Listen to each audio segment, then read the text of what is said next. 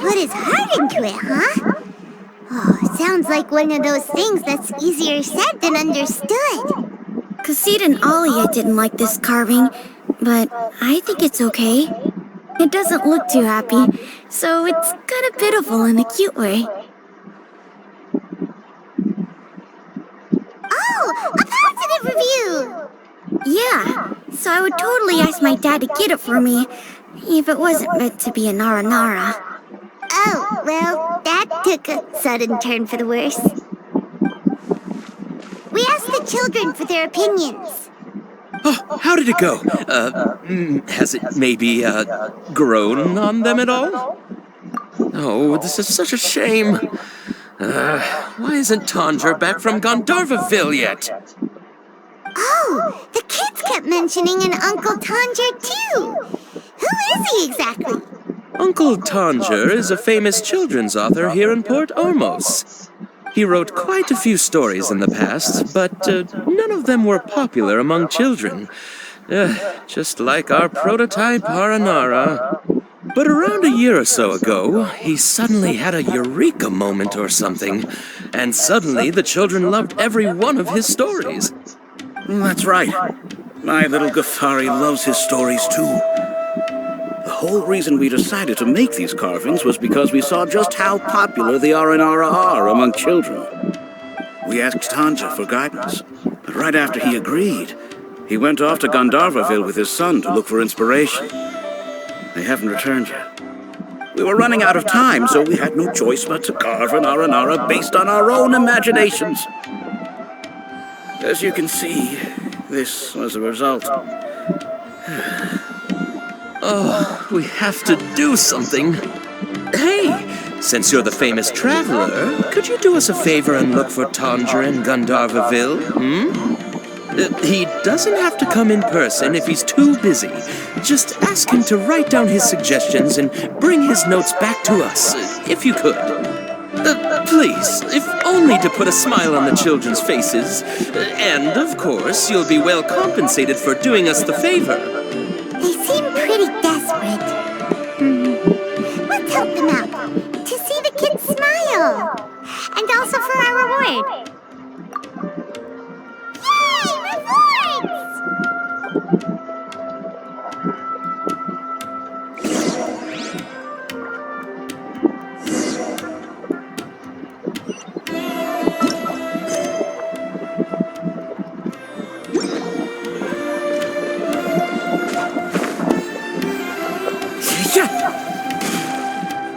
Before I retrieve your products, I need to confirm a few things. Please forgive me, but we may not have sufficient stock for you today. Earlier, many of our hara fruits were taken by mice. Thanks. If better goods come in, you'll be the first to know. You look like you have some skill. Why don't I pick out some fruits that'll make you dizzy? No, that's not it. The paper said that heat stroke is the answer to erudition. Eating something that causes heat stroke sounds horrifying. I'm sorry, but as things currently stand, we won't be able to fulfill your order. Why don't you two think things over? He's cautious of us. Let's take a closer look at the paper that Al-Haytham gave us. Before I retrieve your... Please forgive me, but we may not have sufficient stock for you today. Earlier, many of our hara fruits were taken by mice. Thanks. You look like you have some skill. Why don't I pick out some fruits that'll make you dizzy? Yep, that's the right answer. But eating hara fruit that makes your head and ears ring sounds like a bad life decision. Would you like your hara fruits to be packaged in the Sumeru City or Port Ormos style?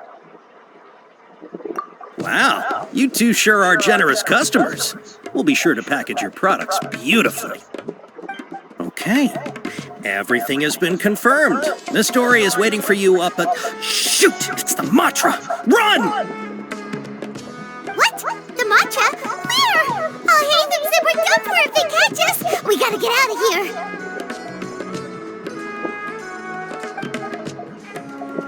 We don't know this area, so let's follow that informant!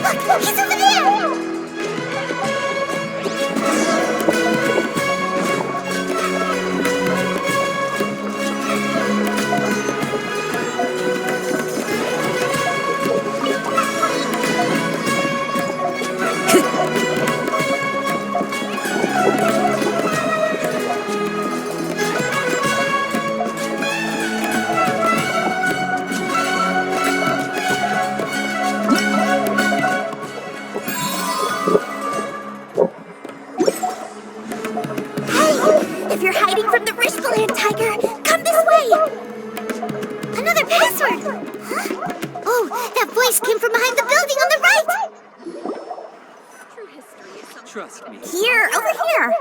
You can stop running now.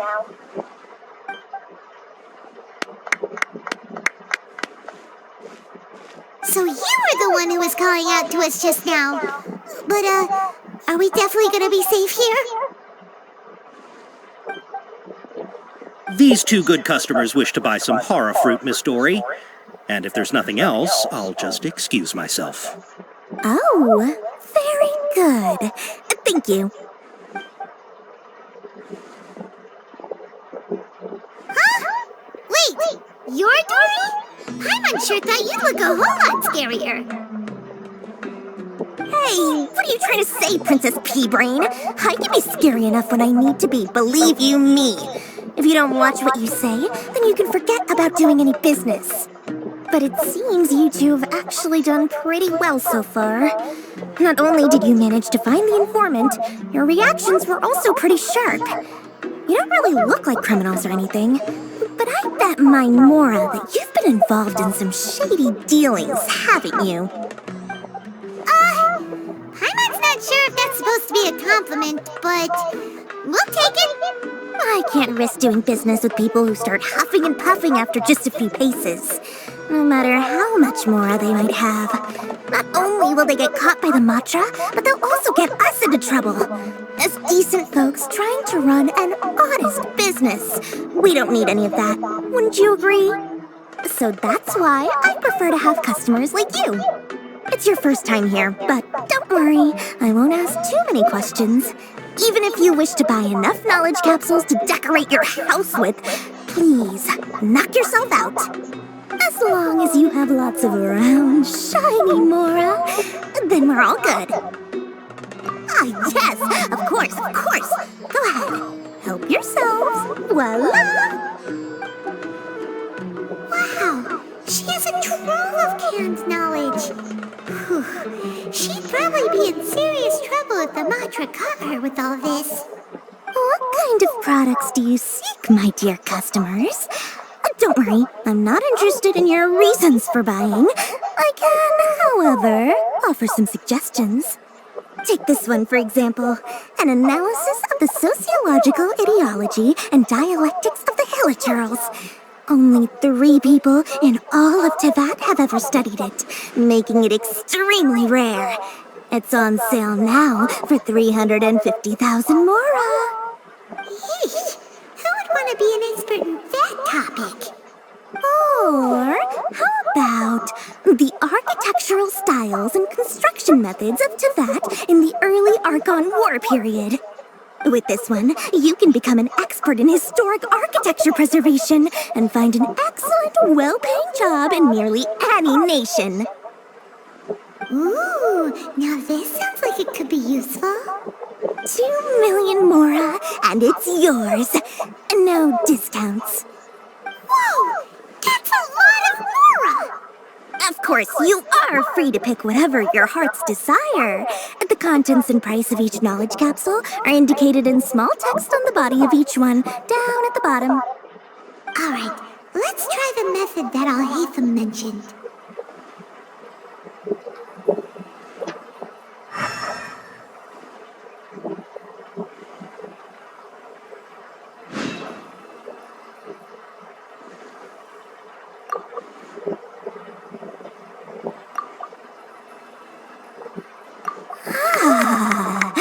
You've really got a good head on your shoulders, and quite the eye for quality.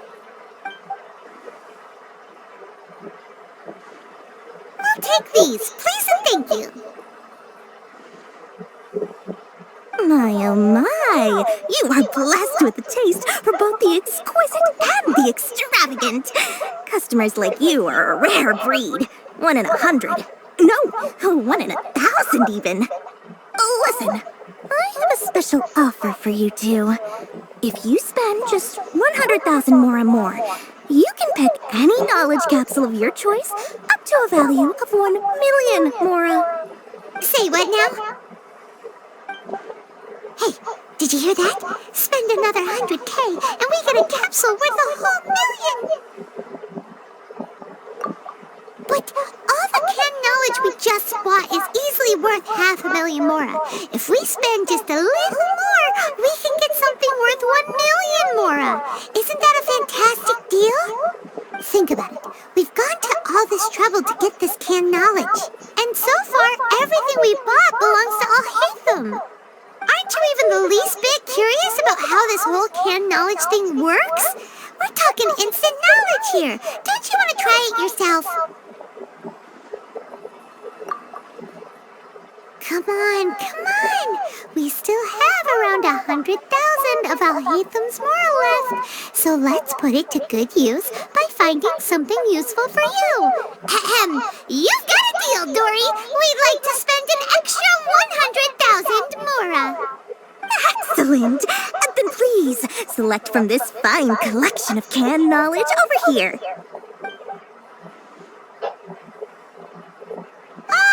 Hold on a second. I thought we could choose whatever we wanted. Why can't we choose the ones from over there? Oh, but my dear customer, the knowledge capsules over here are worth 1,000,000 mora each. I'm sure discerning customers like yourselves will be able to find something to your liking. Please, take your time. Oh, Paimon has a bad feeling about this. Let's use Elemental Sight again to check these.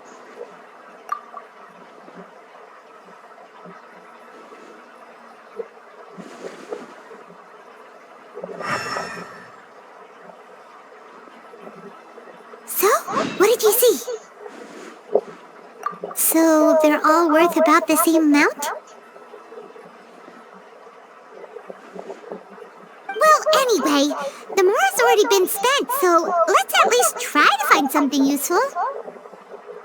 Let Paimon take a look here. An introduction to traditional Sumeru brewing techniques, the art of growing spices, an overview of ancient runes. Oh, how about this one? Sword fighting techniques 8. Not sure we'd ever find volumes 1 through 7, but at least this knowledge should be useful, right? Let's go with this one. Dory, we'll take this one. All right, very good. I'm expecting some new goods in the next couple days, so be sure to check back again soon. Whether it's canned knowledge or anything else you need, bring your mora to Dory and doors will open. Our dealings with Dory went smoothly enough. Let's head to Wakala Funduk and meet up with Alhaitham. Hopefully now he'll finally tell...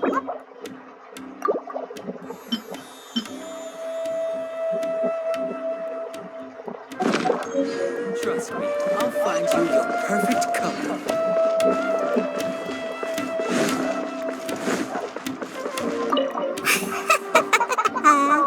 Mora, mora, shiny mora.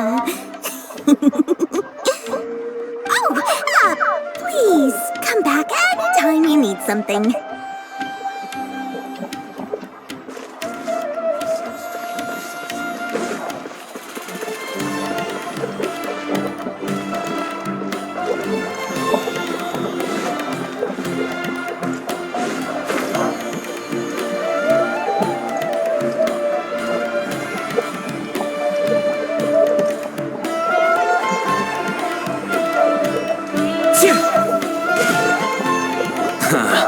You two made it. And from the looks on your faces, you were successful. Whoa, there's so many people from the academia here. Why would you pick this place as our meetup spot? Well, Wakela Funduk is under the academia's control, so naturally the academia has people working here. I came to Port Ormos under the pretense of conducting official business. You're a pretty daring guy. Relax. No one here is interested in anything we say, and the Matcha won't come here. Okay now, tell me how your encounter with Dory went. Okay, we did what you asked. So, can you tell us about the knowledge capsule that the academia lost now? Before that, I have to ask, why are you two so intent on tracking it down? You don't have to answer, of course. Yeah, he just wants to meet the God of Wisdom and ask her about something important. We've been in Sumeru for a while now, but we still haven't found a way. When we heard that the Academia had lost something that might be related to the gods, we came here in case it turned out to be our lucky break. In that case, you're on the right track. A short while ago, the Academia lost a knowledge capsule in the desert. It's supposedly a divine knowledge capsule. Use it, and you'll gain the wisdom of the gods. Wow, there's really such a thing as that? Hey, if we find it, do you think we could learn how to meet the Dendro Archon? Ooh, or how to find your sister? I highly doubt it has any mystical properties, but it does indeed exist. And it's right here, in Port Ormos. So, where exactly? That's what we need to find out next. I won't deny that. I am investigating because I'm curious as to what the Divine Knowledge Capsule truly is. As you know, the Eremites in Port Ormos also have their eyes on it. It is an extremely precious item. The knowledge contained within may bring great power or wealth to whoever has it in their possession. Several brigades have been vying for ownership of it as of late, but there is still no victor. My personal finances and connections cannot compete with those of the Eremites. After attempting various methods, I finally managed to reach a tentative agreement with several brigades. I agreed to forego ownership of the Divine Knowledge Capsule in exchange for the opportunity to study it. After all, there's no harm in understanding what it is. However, there are those who are less amenable to negotiation, such as those from Ain al-Ahmar. They adamantly believe that the Divine Knowledge Capsule contains the Scarlet King's power, and that he will return to this world when they obtain it. They refuse to let anyone from the Academia tarnish their deity's soul. So you kept hounding them because they refused to cooperate with you? Yes. Ain al-Ahmar isn't exactly wealthy, but its members are determined to get that capsule by any means necessary. To that end, they've resorted to many methods more foul than fair in order to amass sufficient funds. So, I've been sabotaging their business to force them into negotiating with me. The Divine Knowledge Capsule should be up for a secret auction within the next few days. Each brigade will place their own bid, and the prize will be covertly given to the winner. To ensure the capsule's security and to evade the Matra's notice, the winning brigade will not publicly disclose their victory. Unless I know whose hands the Divine Knowledge Capsule ends up in, my agreements with them will fall through. Dory is the most reliable source of information, but that avenue was previously closed to me. With you on board now, the situation is different. In other words, you wanted us to befriend Dory so you could find out where the Divine Knowledge Capsule is. Yes, you can say that. But this arrangement harms none of us. The day after tomorrow, go back to Dory and try to purchase information on the Divine Knowledge Capsule's whereabouts. If she has no information, wait 2 days and approach her again. If I get the opportunity to study the Divine Knowledge Capsule, I will relay my findings to you. Will that suffice as compensation? Okay, then we'll meet up in 2 days. Hatham, before you go, we actually bought a knowledge capsule for ourselves, but we're not sure how to use it. You two want to try using a knowledge capsule? Sure, I can teach you. Doing so right under the Academia's nose is a bit problematic, though. What do you say we head to the outskirts of town?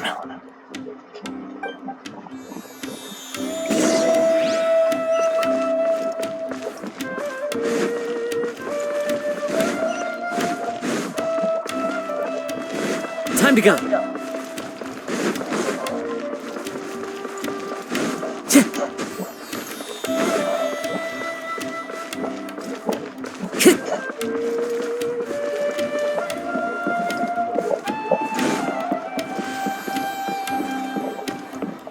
Time to go.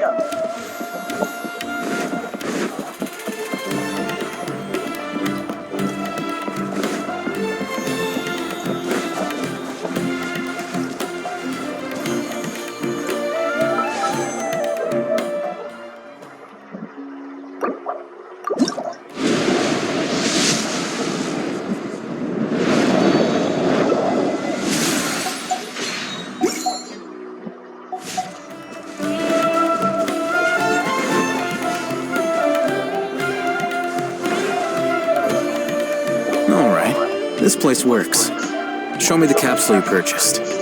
Here. Sword Fighting Techniques 8. A combat class knowledge capsule. This class is something of a rare find these days, since most have been taken by the Eremites to augment their battle capabilities. Really?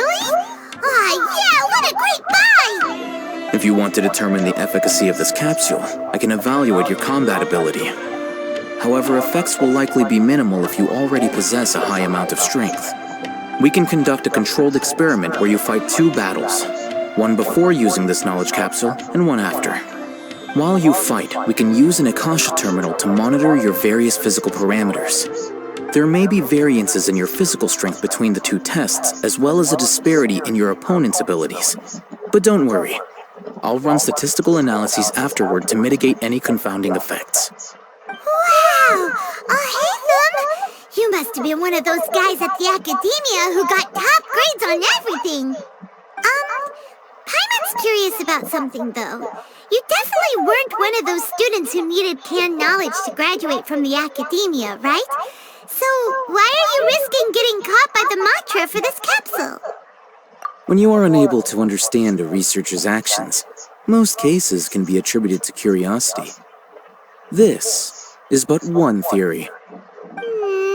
Sounds like you're trying to avoid the question. All right, let's begin the test. Just fight as you normally do.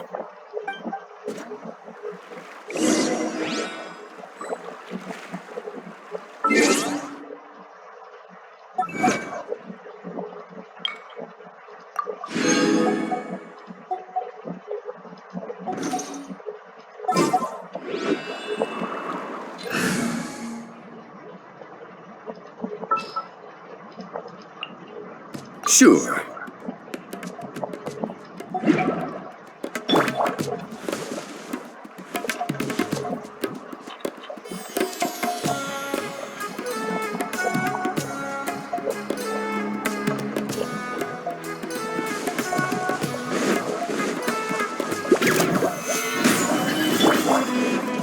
One with nature.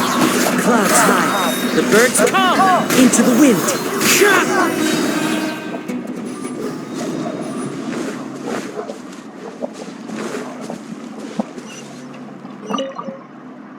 All right. I'll link your Akasha terminal to record data. The next step is to use this knowledge capsule. Hold it in your hand. I'll help you establish a connection with it so you can activate its power.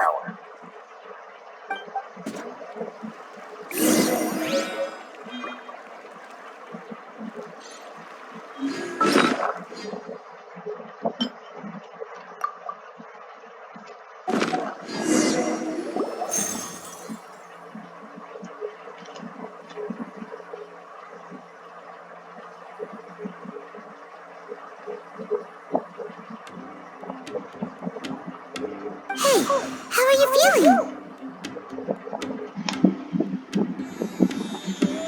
You mean that it worked? All right. Time for round 2. Fight with the same composure as before.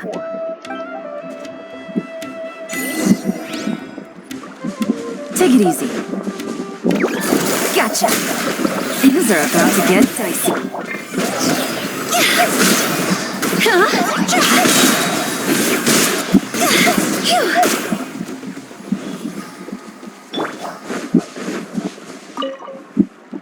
Now, I'll start recording data again. Ethan, how's it going? Well, the knowledge capsule you purchased did improve his combat capability. During the second fight, his overall fighting performance increased by 0.073%. Wait, how much?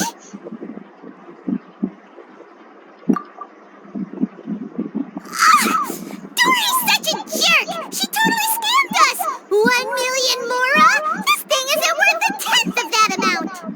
Of course, this could be because he is so powerful that the capsule's contents were unable to produce a substantial increase. At the very least, this test allowed me to gain more insight into you two. Our deal seems increasingly worth my investment. I'm heading back to Ikela Funduk. I await your response in 2 days' time. This is Mora for when you ask Dory for information. Pay her as much as she requests.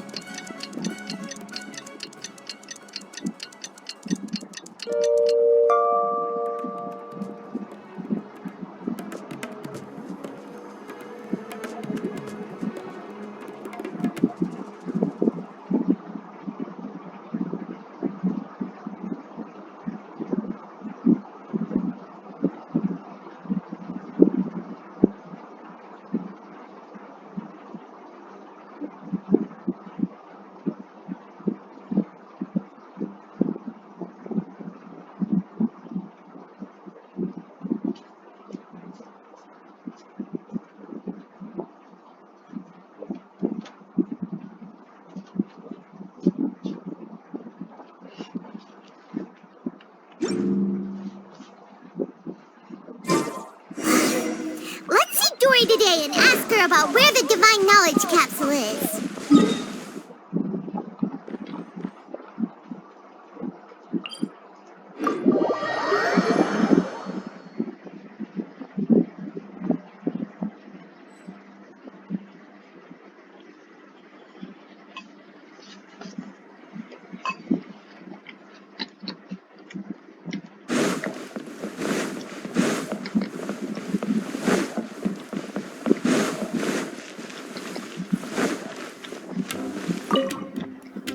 Here, over here! Oh, welcome back, my loyal patrons. What can I do for you this time? You name it.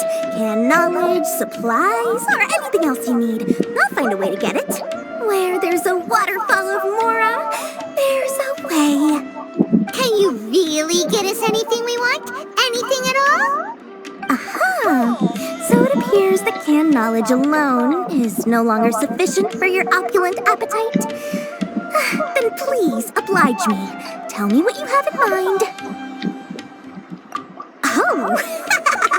I knew customers with pockets as deep as yours would undoubtedly crave something more profound than ordinary canned knowledge.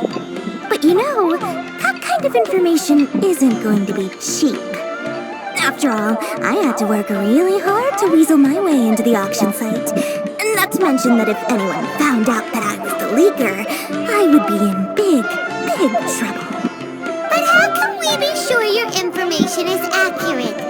I'm curious how you just happen to have this kind of info the moment we need it. Because to me, anything of value is what I consider to be my supply. Therefore, I must always be aware of what's hot on the market in order to secure more sales.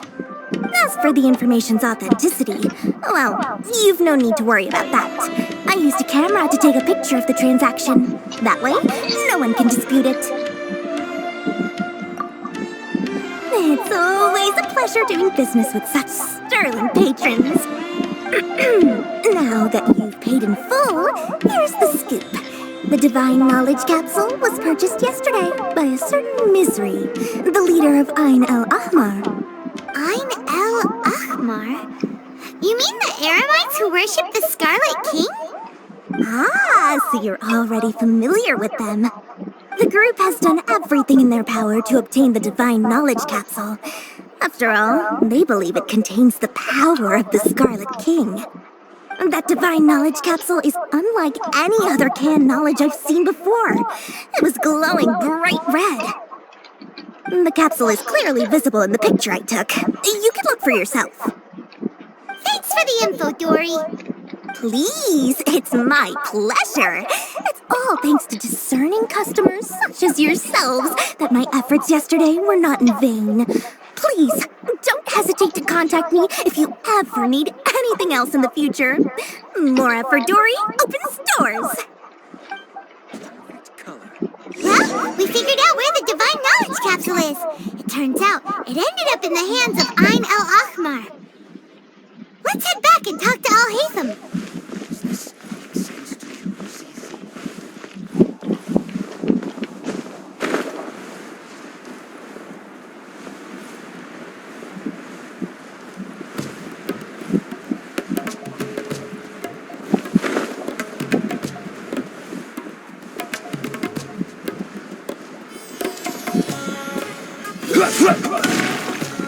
Al-Haytham, we got the info you wanted. Really? All right. Let's hear it.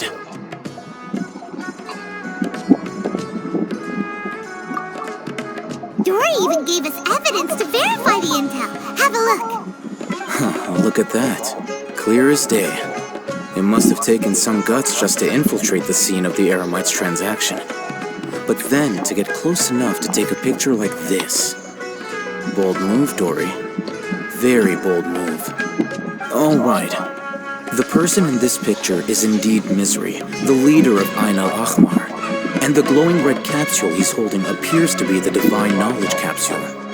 In which case, if we play our cards right, when we confront them next week, we should be able to force them to show their hand. At first, Paimon didn't get why you were provoking these Ain al-Ahmar guys. But now, it sort of makes sense. Everything's playing right into your hands. After we defeat them, we can finally have a serious talk with their boss and get them to lend us the divine knowledge capsule. Thank you for your time and efforts. Take a few days off while I make some preparations. Let's meet up again on the afternoon of the arranged date, 3 o'clock sharp. See you then.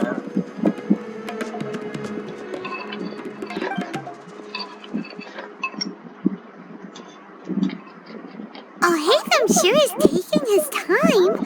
Where could he be? Oh, there he is. Sorry to keep you waiting. Let's head to the pier in front of Pharos Lighthouse. Yep, let's go.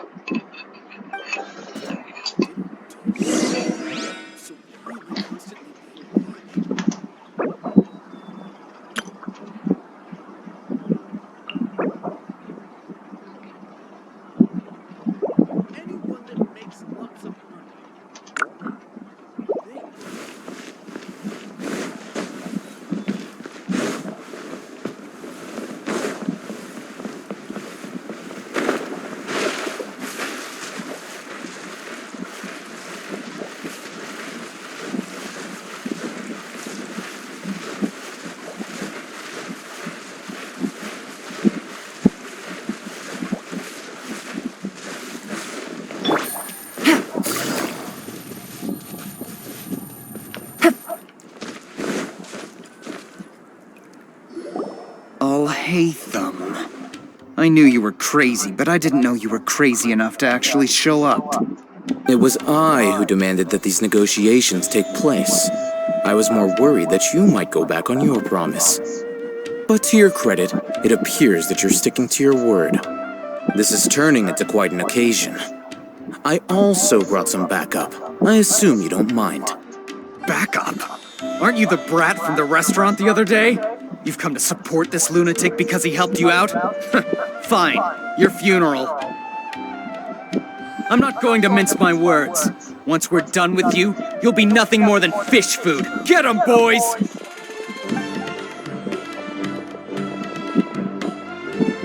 Uh-oh, here they come. Good luck, you two.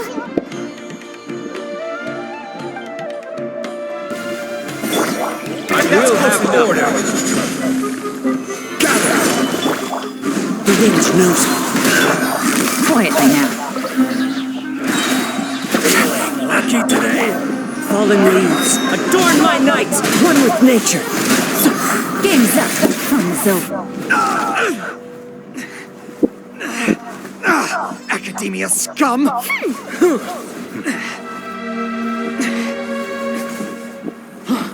Boss! Finally! Did you use it? Great! Now we can...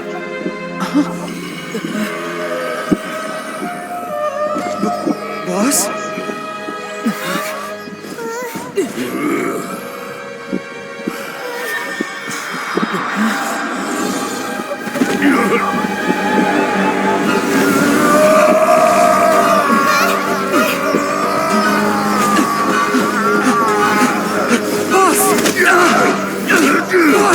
What's wrong?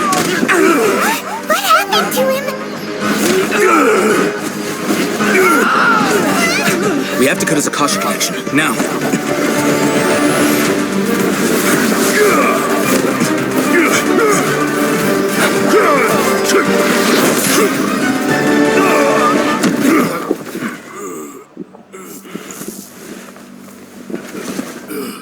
Target acquired! Arrest him!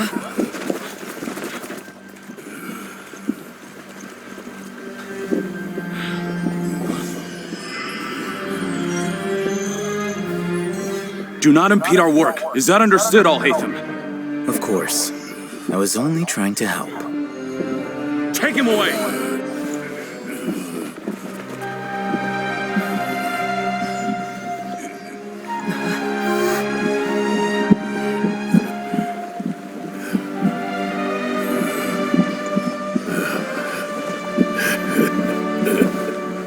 World, forget me.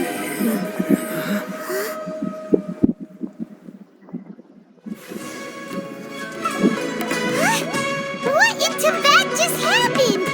It's like that big guy suddenly lost his mind. It looks like he used the Divine Knowledge Capsule. You mean the Divine Knowledge Capsule did that to him? Oh, yeah. You mean how some researchers go insane after getting knowledge from Irminsul? I've heard of numerous incidents of researchers in Satyavada life going insane. The state that man is now in suggests that this is a similar situation. This Divine Knowledge Capsule does appear to be linked to the gods, but beyond that, it doesn't seem anything like the rumors suggest. Possessing it doesn't grant you divine wisdom or power. Did you hear what he said? World, forget me. What could that possibly mean?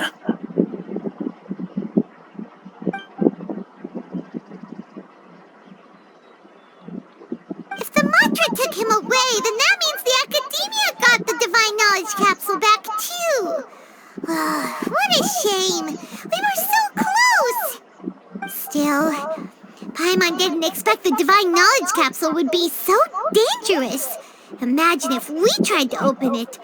Oh, who knows what would have happened to us? As things stand, there is no reason for me to remain in Port Ormos. I believe our collaboration has also reached its end. Oh, we were so busy trying to find the Divine Knowledge Capsule that Paimon forgot to ask you something. Since you're a member of the Academia, do you have any idea how we could go about meeting Lesser Lord Kusanali? Truthfully, I don't. Lesser Lord Kusanali appears to exist outside of Sumeru's entire administration. Most of the time, you wouldn't know she exists at all. Moreover, since the Academia possesses the Akasha, a symbol of our deity's wisdom, scholars have no reason to desire to make contact with the deity herself anyway. Everything about Lesser Lord Kusanali is such a mystery. I'm heading back to the Academia. How about you two? It's almost the day of the Sub-Zeros Festival. Maybe we should head back too. We've been rushed off our feet over the past few days, so maybe a little rest and relaxation will do us good. Then we'll part ways here, Al-Haytham. Until we meet again.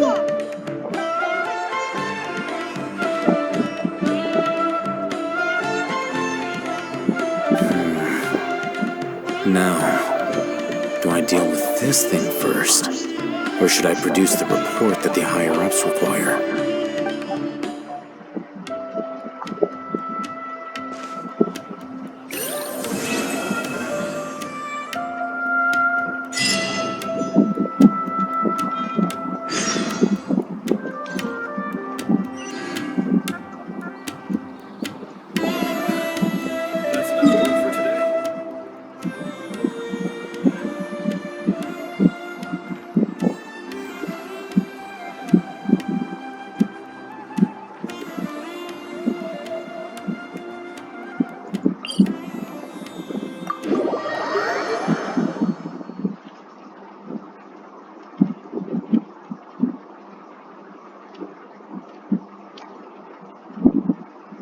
We didn't miss the Sub-Zero's festival, right? Let's hurry and find Dunyarzad! Paimon thinks she must be around the Grand Bazaar, since she showed us around there last time.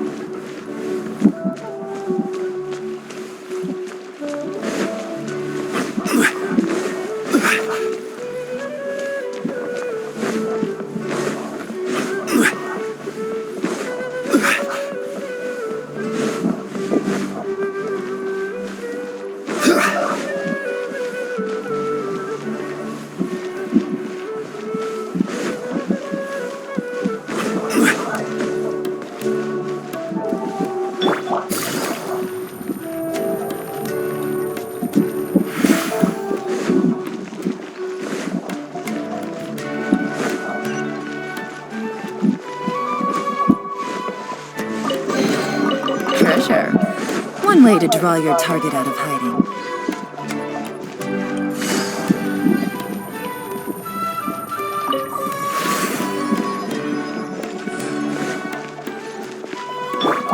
Into the wind!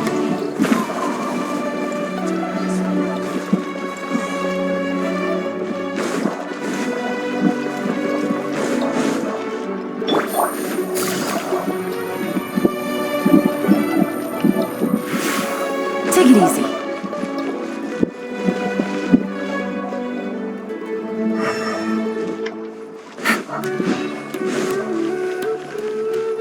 Take it easy.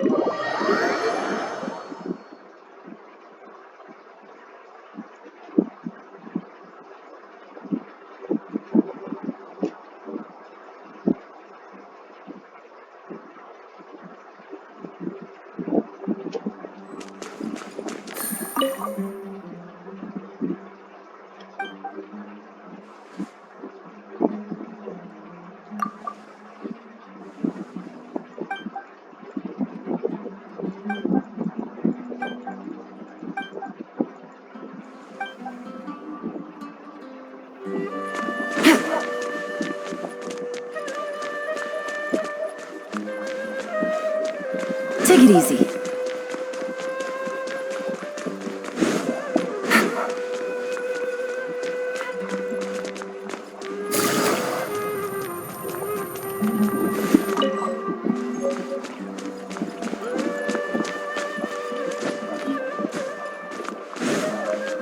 Take it easy.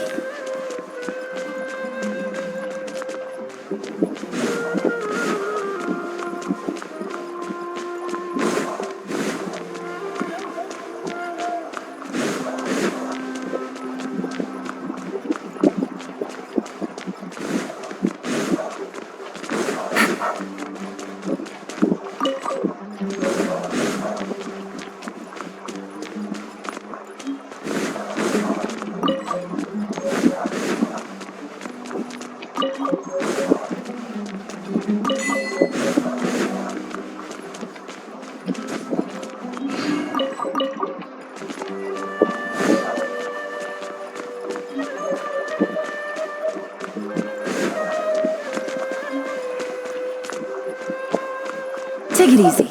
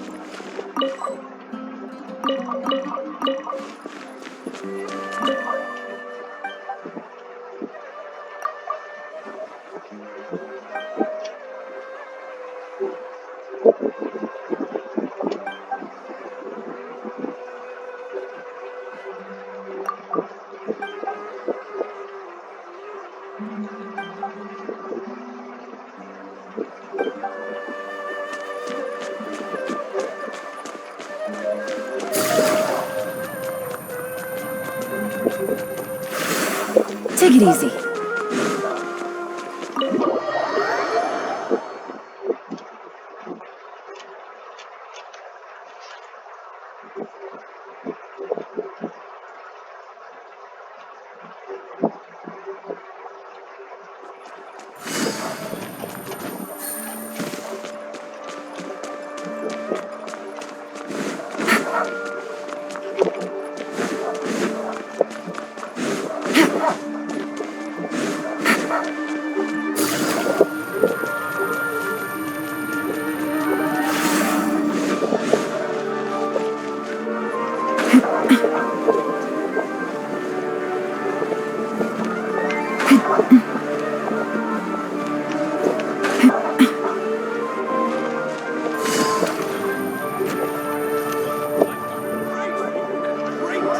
There she is!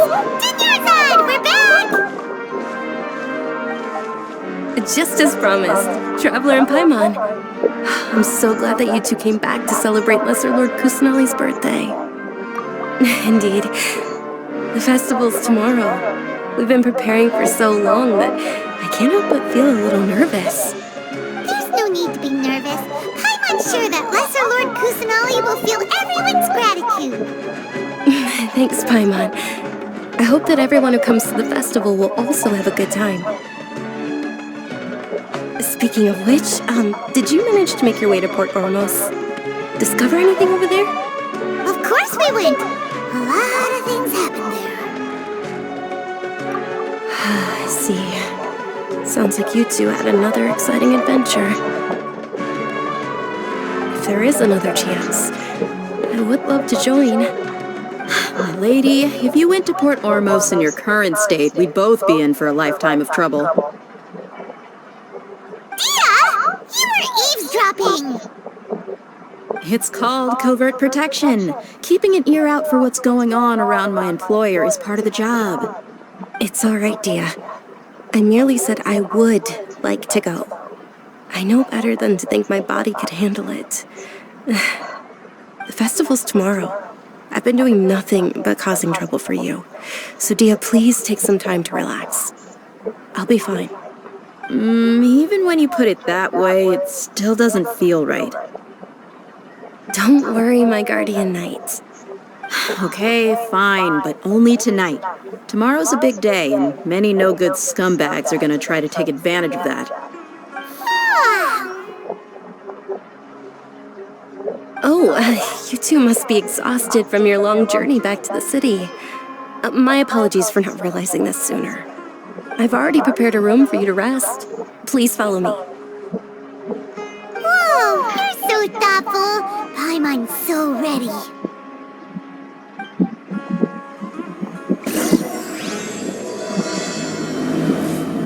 What's so great about Snezh Nyan toys anyway?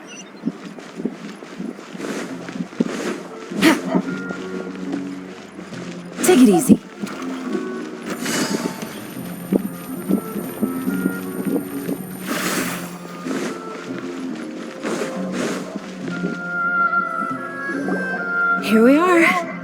It's also fairly close to where I've been staying. It looks really nice.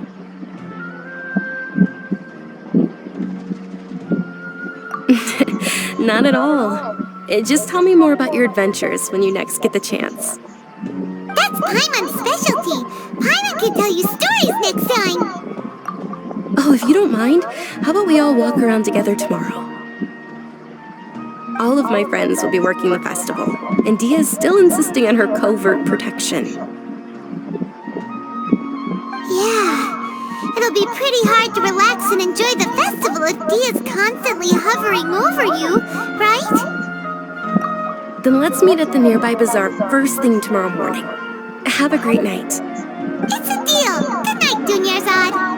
I may be too excited to fall asleep tonight. See you tomorrow.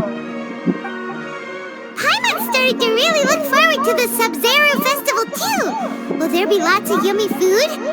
Oh, no. Thinking about food is just gonna keep Paimon up all night. The earlier we sleep, the better. Let's go inside, Traveler.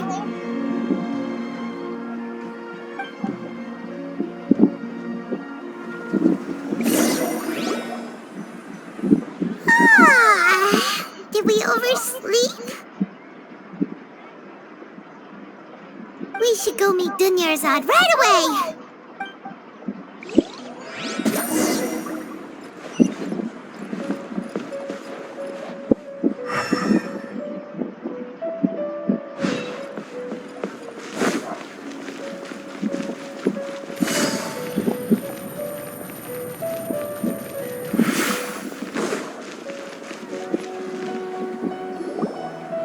Traveler, Paimon, I've been waiting for you two. Good morning, Tonjer. We must have overslept a little bit. Not at all. I arrived early. Today is finally here. I must cherish every moment as if it were gold. You've worked so hard for this day. You gotta enjoy it to the fullest. You know it. Oh, it's just that, as expected, I had some trouble falling asleep last night. I'm hoping my body won't be too much of an issue today. Well, shall we? Let's start with the stalls over there. Many vendors came out of the blue to support the event, and they insisted on covering costs themselves. Let's go give them some business. They paid for everything out of pocket? Oh, sounds like they're not in this just for the Mora. They all said that contributing to a lively festival atmosphere is more important than money. Especially since we don't often get to celebrate Lesser Lord Kusanali's birthday. Ooh, they're selling food over that way! Let's go take a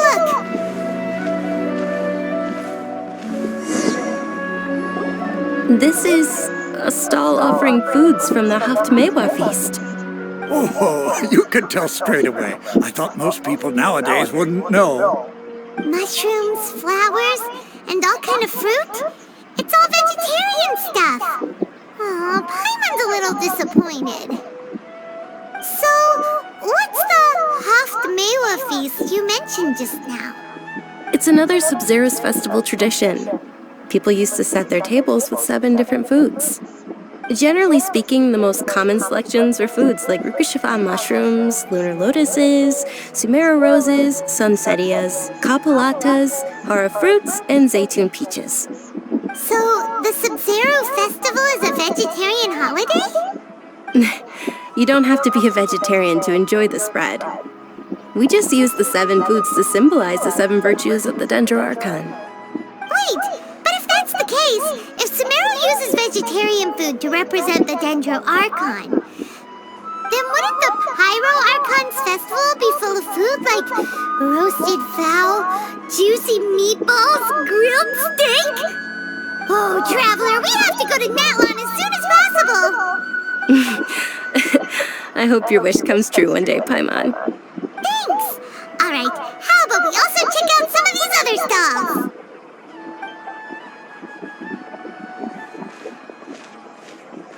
Dear customers, would you like to try your hand at Alchemical Divination? What's Alchemical Divination? Those two things sound like they'd be fun to try together. Right? I thought the same when I first heard about it. It is said to be a mysterious craft invented by none other than Lesser Lord Kusanali herself. So, how does it work? It's quite simple. After you give me any 2 alchemical reagents, I'll use them to perform a random transmutation. Sure sounds random. So random that it will probably fail. That is precisely what we need. After the transmutation fails, your one and only diviner here will interpret the remnants. Well, according to Lesser Lord Kusanali, everything is interconnected, and all that occurs can be traced back to fate. You could say this is a pearl of old wisdom. Why does everything sound so much more credible when Dunyarzad says it? Are you guys working together?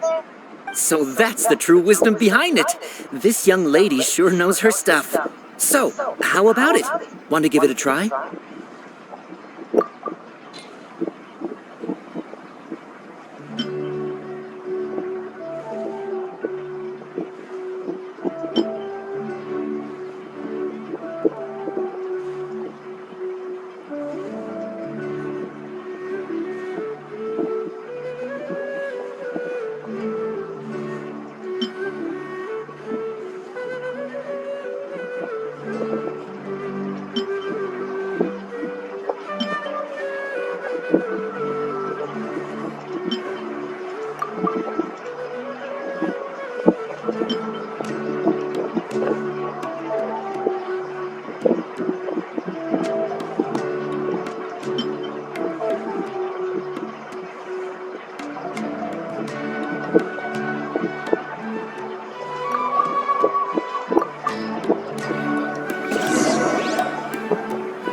Okay, one moment. It's the moon. Paimon wants to take a look too! Is it? It looks more like a pie that Paimon bit into. Generally speaking, the moon signifies... It means... wait a moment. Is he really looking it up in a book? Oh, I remember now. It means illusions and lies. Illusions and lies? That sounds rather ominous. Yes, but this book says that if you trust your intuition and overcome your fears, the sun will surely rise. He's not even trying to hide his book anymore. Naturally, fate will only ever show you the beginning of a journey. It is up to you to forge your own ending. Oh, thank you so much. I'll keep that in mind. Oh, it's nothing. I'm just learning as I go. Guess that was still pretty interesting. Okay, on to the next stall. They say the Sub-Zero's festival was very lively a long, long time ago. Large flower carriages used to parade through the city. As they headed towards Port Ormos, people would throw flowers, candy, and liquor all along the way. Dunyarzad's eyes are sparkling right now. I wish I could have seen that spectacle. But if you ask me, I'm sure Nilou's dance of Sub-Zeros would be just as impressive.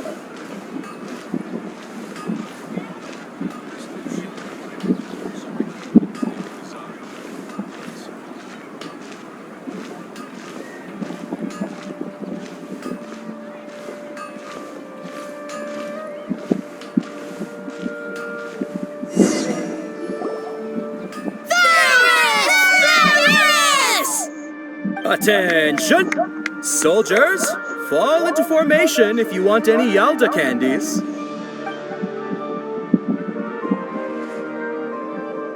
It's a weird guy with a weird hat. Hey, it's Dunyarzad! Wow! Miss Dunyarzad, the children love you even more than the Yalda candies. In the few short days it took to prepare for the Sub-Zero's festival, the children have all grown very fond of you. The Hallowed Knight of Flowers. It's an honor that you know my name. Attention! In the name of Ferris, the Knight of Flowers, I commend you on your contributions to the glorious Sabzeruz Festival. All right, little soldiers, take your Yalta candies and don't forget your loyalty to Lesser Lord Kusanali. Dismissed! Yes, Knight Ferris! Just what is going on here? Ferris, the Knight of Flowers, is another Sabzeruz Festival icon, and one immensely popular with children. In the past, the actor portraying Ferris would also sit on a flower carriage. It's all thanks to Miss Dunyarzad's sponsorship that the children can make such wonderful memories today. As are we to you, Vihar. Oh, not at all. Oh, speaking of tradition, do you want some Yalta candies? They're a festival staple, and I happen to have some boxes readied here. Take a look and pick whichever one you want. Whichever one? Don't these boxes all look the same? That is the fun part. Each box contains a random flavor. It's up to the luck of the draw. Flavors include lavender melon, hara fruit, sunsetia. Ooh, those all sound pretty good. And there's also lizard tail and oni kabuto. Huh? What's up with those two flavors? Oni kabuto is a little spicier than lizard tail. Tonjarzad, you tried them before? Traveler, help Paimon pick one. Paimon wants the sunsetia flavor. It's all right. Paimon believes in you. I also believe in your intuition. Great! These boxes of candy are numbered 1 to 5 from left to right. Which one do you want?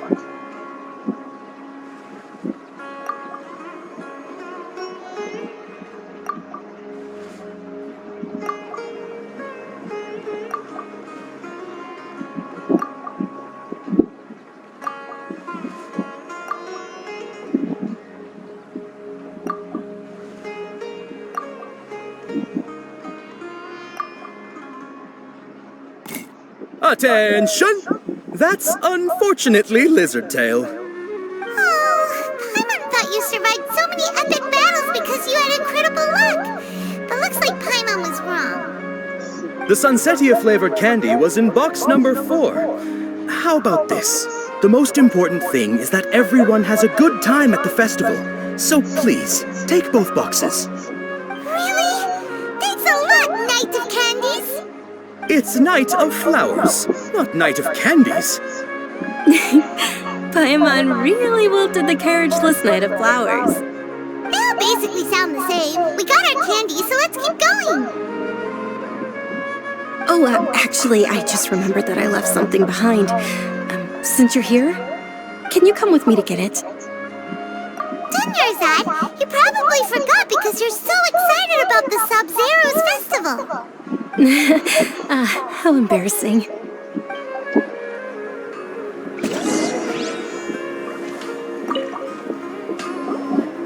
Attention, young soldiers!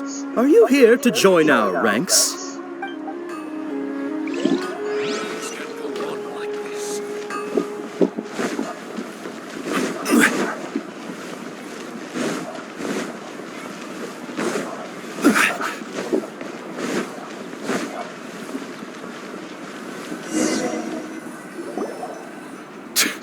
We're too late.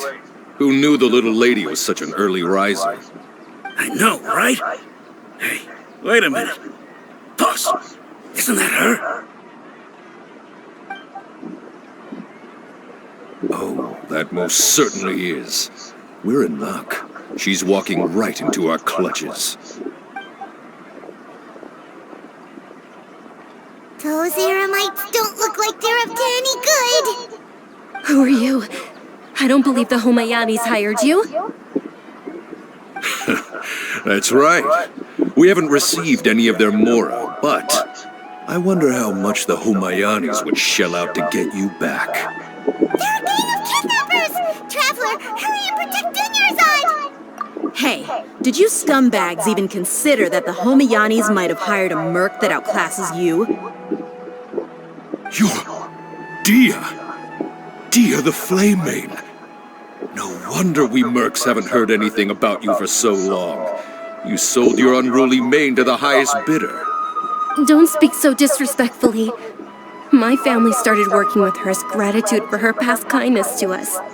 Don't worry about it, my lady. Just some friendly banter between mercs. One punch and those rabid dogs will expose themselves for what they really are. Aren't your claws all dull by now? Don't get too cocky!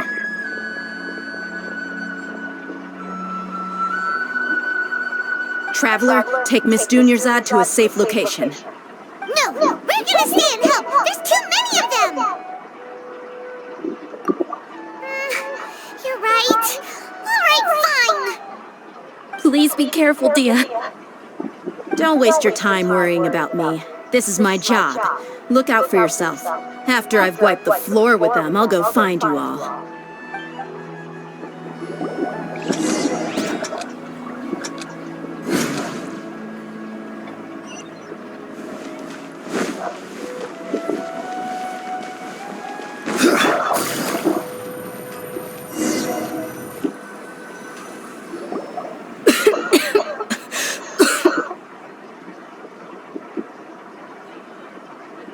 Dunyarzad, are you okay? You look a little pale. Are you in shock? I'm fine. My body always reacts like this whenever I exert myself too much. You sure you're okay? I'll be fine after some rest. I'm more worried about Dia.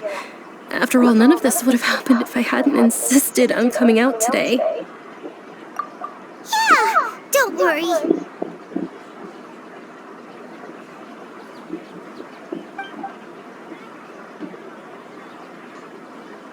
My lady, Traveler, found ya. Dia!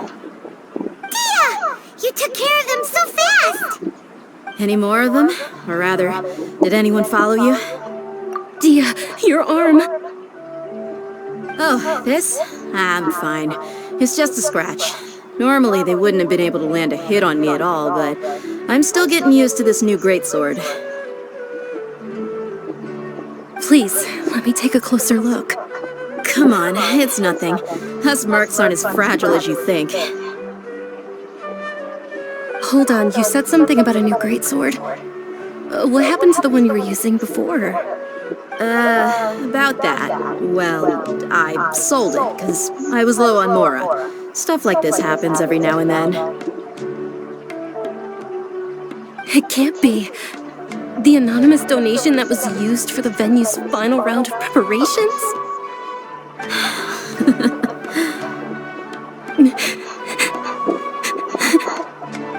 Hey, Miss Dunyarzad, I wasn't trying to make you cry, and I'm not gonna lose my commission because I made my employer cry, am I? Okay, making your employer cry won't affect your commission, but selling your weapon without permission and getting hurt? I'll have to reevaluate your performance. You're so unreasonable, my lady. Thank you very much, Dia. Don't be like that. I get embarrassed really easily. Are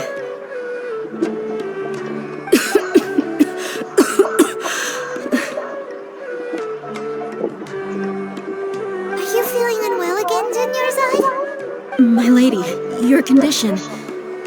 Traveler, can you take her somewhere to rest? I'll look around the area to make sure we're safe from an ambush. Truly, I'm sorry for the trouble, everyone.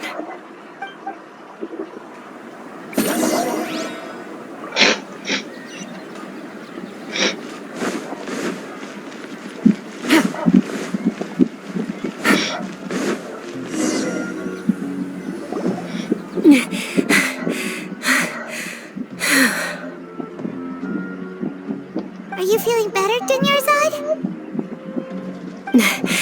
Yes, much better. Just give me a few moments and I'll be good to go.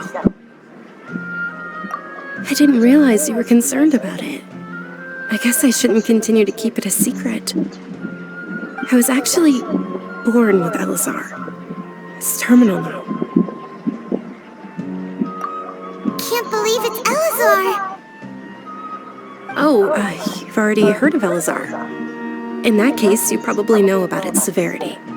Sumeru's current medical advancements still haven't been able to find a cure. The disease's progression can only be delayed through environmental therapy. Tonjer's odd. There's no need to be sad. I've always lived with Elazar and I came to terms with it a long time ago. Compared to the simple fact that I'm afflicted with this, its effects on my life have been much more painful. I know that my family loves me dearly. They've done all they can to provide the best environment for me so that I can live for that much longer. However, I know I will one day succumb to this. Did you know? Before I ran away from home this time, the world outside of my home didn't even know that I existed. Since I was a child, all I could do was sit on my bed and stare at everything outside of my window. I'm sure my family's worried and disappointed in me for running away, but I just didn't want to have any regrets. I wanted to meet other people. To me, there's nothing more beautiful than being able to meet and speak with others. Not to mention the incredible time spent preparing for the festival. The joy on everyone's faces here, and all the support I've received from friends like Dia. This way, when my final day does arrive, it will be less sorrowful. At the very least, many people will remember that I once existed in this world, right?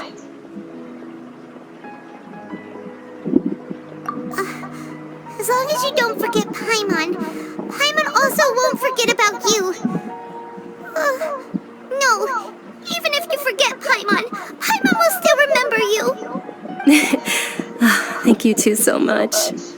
I apologize for the depressing conversation. This is out of character for me.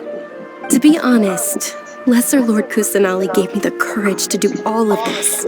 If it weren't for her encouragement, I wouldn't have taken that first step. Thanks.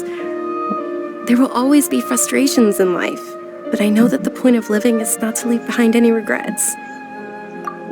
Oh, right! Isn't it almost time? Huh? Almost time for what? Isn't the Dance of Sub-Zeros about to begin? It's the part of the festival that I've been looking forward to the most. Nilu will recreate that legendary scene with her most splendid dancing. And the Sub-Zeros festival will conclude amid everyone's applause and blessings. And with that, my wish will also... Then what are we waiting for? Let's go to the stage! Yeah, we should still make it in time.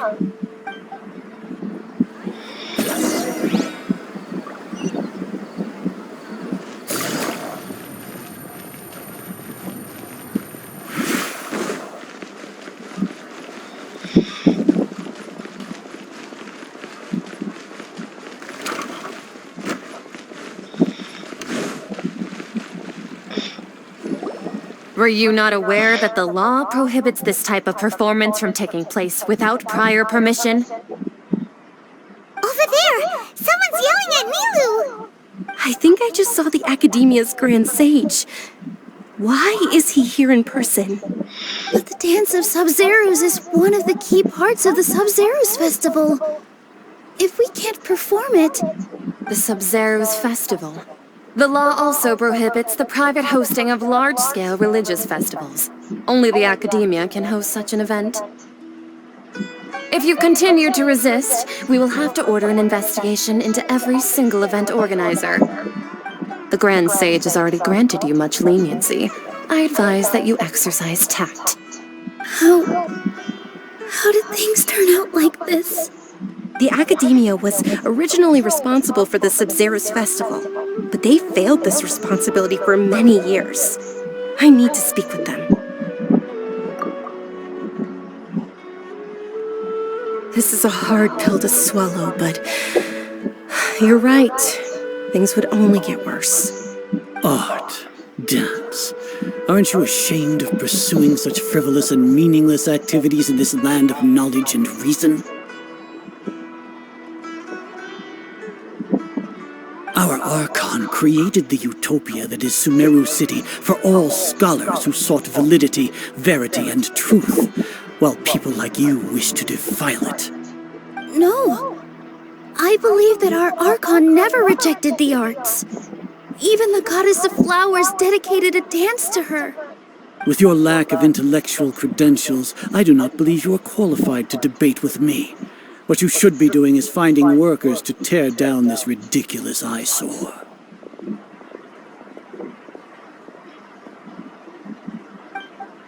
When we return, have the scribe draft an ordinance before the next Nyargarbaha Day that prohibits public art performances. We will announce it to the public later via the Akasha. Understood. I will inform him when I return.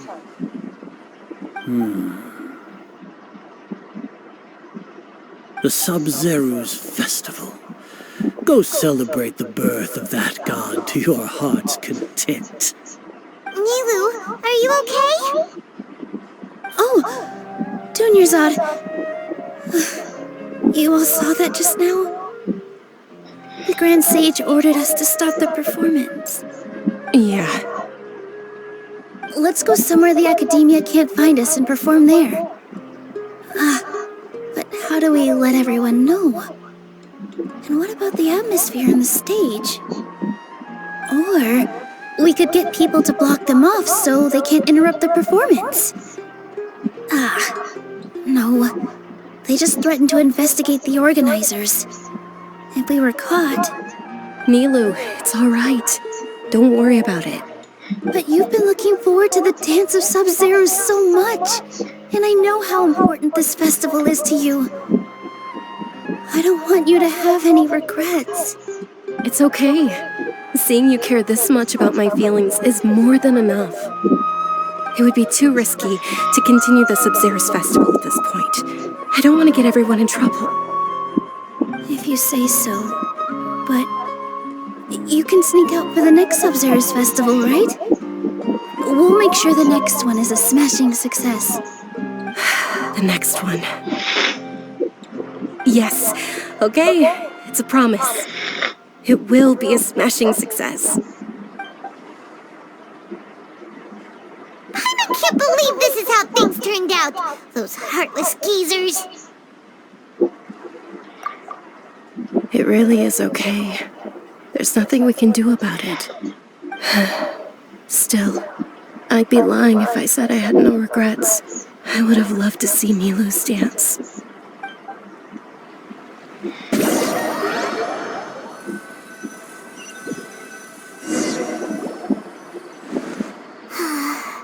A lot happened today.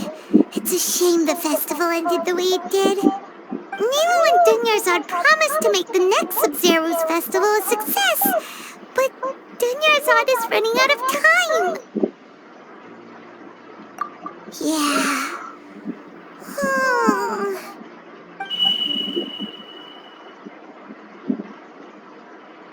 All connections have been secured to construct the most stable framework possible.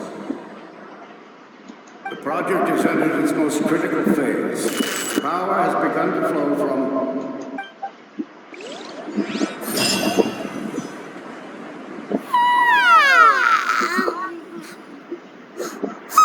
We're gonna be late!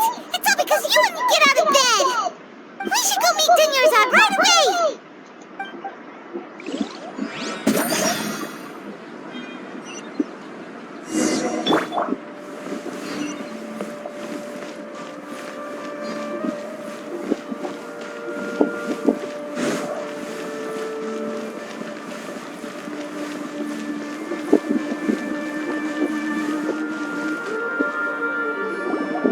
Good morning, Tonjer. Sorry we're late. Not at all. I arrived early. You seem kinda tired. Did you not get enough sleep? I'm doing well. There's no need to worry. Shall we go? Let's start with the stalls over there. Sure! Traveler? Why are you just standing there? Let's get going!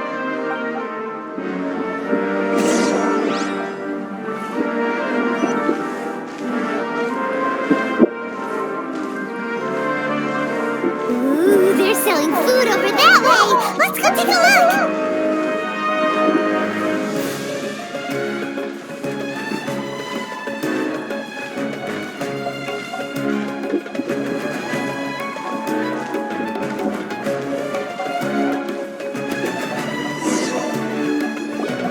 This is a stall offering foods from the Haftmewa feast.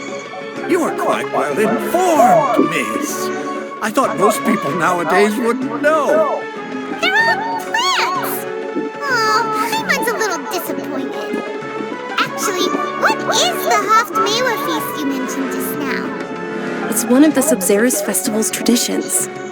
People used to set their tables with 7 different foods to symbolize the 7 virtues of the Dendro Archon.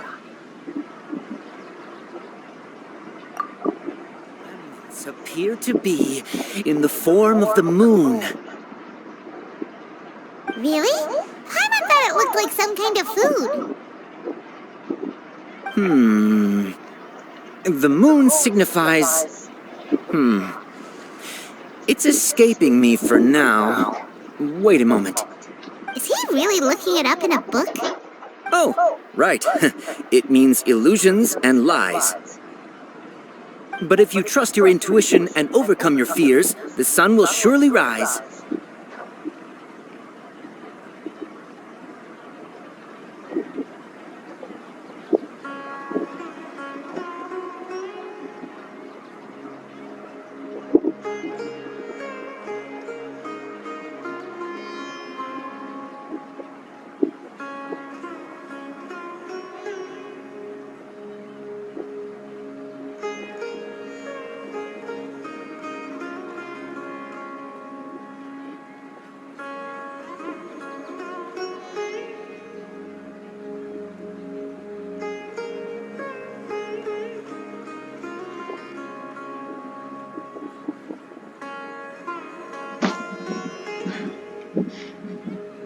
Understood.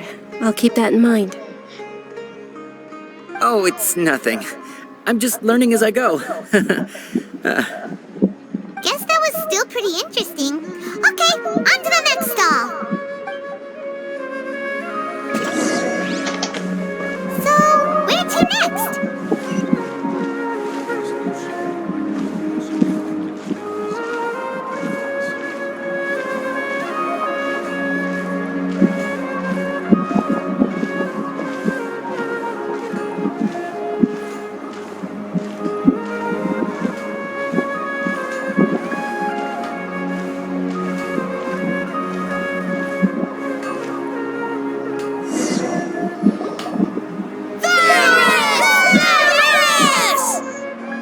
Soldiers, now that you have your Yalta candies, don't forget your loyalty to Lesser Lord Kusanali. Dismissed! Yes, Knight Varys! What's going on? Is this a play? Ferris, the Knight of Flowers, is another Sub-Zerus Festival icon and one immensely popular with children. It's all thanks to Miss Dunyarzad's sponsorship that the children can meet the Knight of Flowers. Oh, do you want some Yalta candies? I happen to have some boxes readied here. Take a look and pick whichever one you want. What's to pick? Don't these boxes all look the same? It's not that simple. Each box contains a random flavor. It's up to the luck of the draw. Flavors include lavender melon, hara fruit, sunsetia. Ooh, how interesting! And there's also lizard tail and oni kabuto. Ugh, why do those flavors even exist? Traveler, help Paimon pick one. Paimon wants to eat the sunsetia flavor. Great! These boxes of candy are numbered 1 to 5 from left to right. Which one do you want?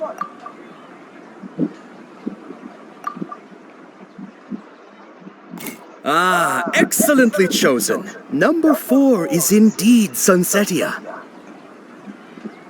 Ha-ha! Paimon bet you had incredible luck, and Paimon was right!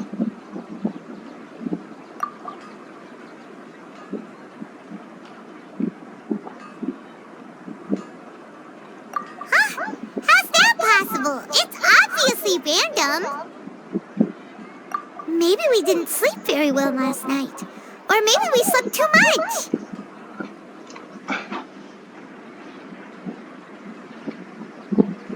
Oh, sure. Huh? Where are you going? You're just gonna walk off like that?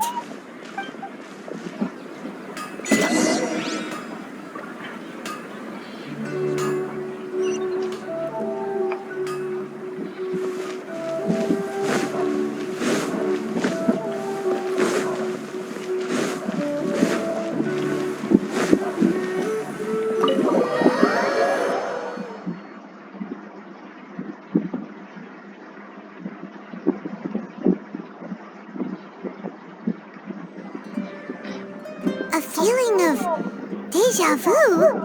Oh, Paimon knows what that is. It's when you feel like you've already experienced whatever is going on. In that case, Paimon also felt something like that today. But that's just our brains playing tricks on us, isn't it? So why'd you run here in such a hurry?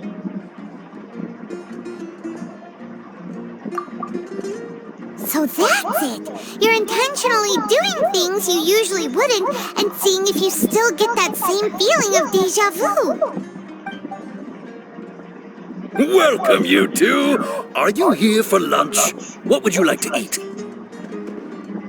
Got it! You don't look like you're from these parts, but I gotta say, you've got good taste. I'll give this order to the kitchen. Coconut charcoal cake? Isn't it that burned thing that didn't look tasty at all?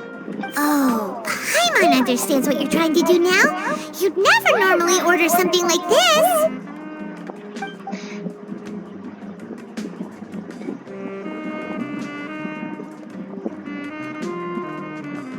That thing? Are you really gonna eat it? Isn't this going a bit too far?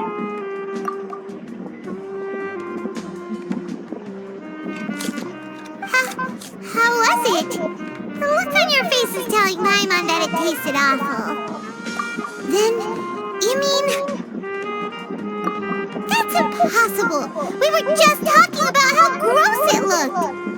So, would this be a case of taste bud deja vu? Paimon also gets the impression that we've been here many times, even though we are regulars. How about we go out again and try something else?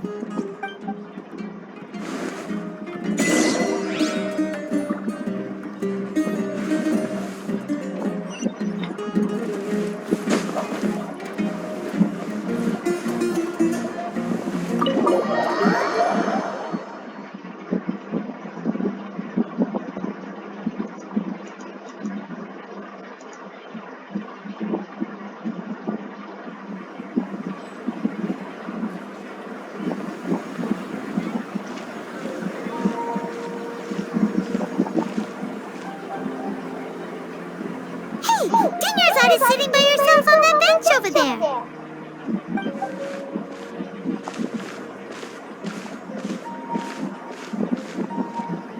What a coincidence, Dunyarzad. We meet again. Why are you sitting here all by yourself? Oh, I ran into some kidnappers just now, but thankfully Dia came to my rescue. I started to feel unwell after that, so I sat down here. Kidnappers? Oh my goodness, are you hurt? I'm okay.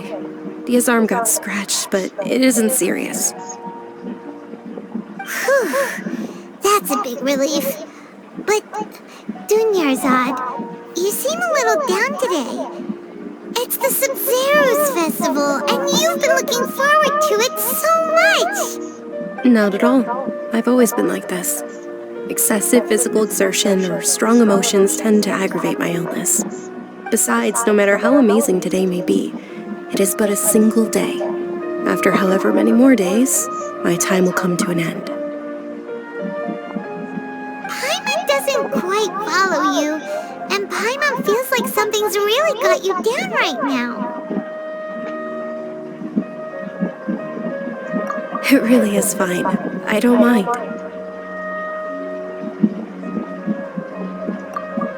Huh? Did something happen? Dunyarzad, have you ever felt deja vu? You know, like when you've already experienced something that's happening right now? Deja vu? No. But my days have been the same for years now. Even if I were feeling deja vu, I suppose I would already be used to it. Oh, Paimon sees. Then, is it only the two of us? It's almost time. Huh? Time for what? Nilou's Dance of Sub-Zeros is about to begin. Let's go.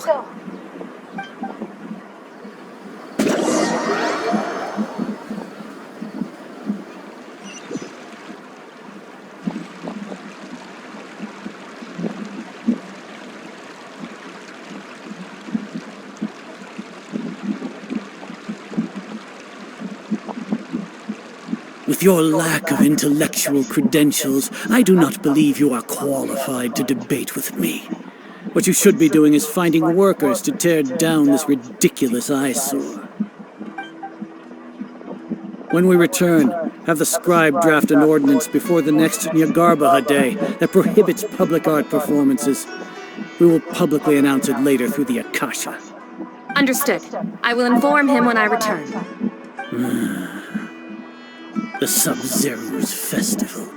Go celebrate the birth of that god to your heart's content.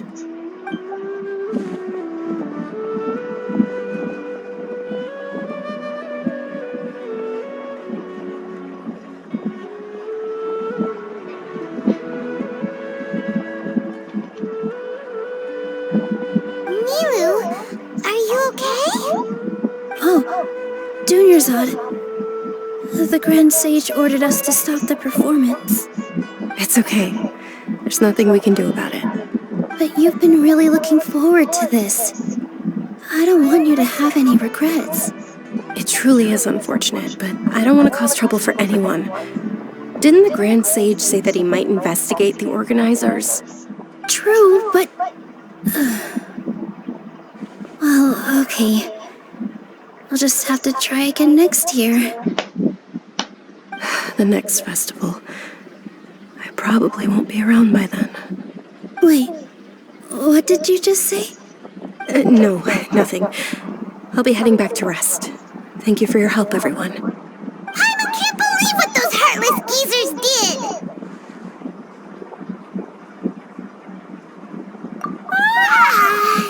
Did Tonjer already go back? We should also return and get some sleep.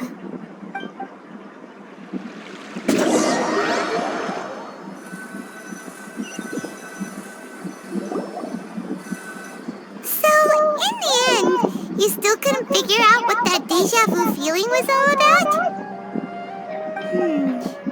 Maybe it really was because of exhaustion. Same here. That's why Paimon stopped thinking about it halfway through the day. Then, how about we settle in and get a good night's sleep? For now, we can chalk things up to exhaustion. We can do more thinking tomorrow. Observing a modest drop in the output of jnana energy, but values still remain within normal parameters. Continue to monitor the variances in the data and find the cause as soon as possible.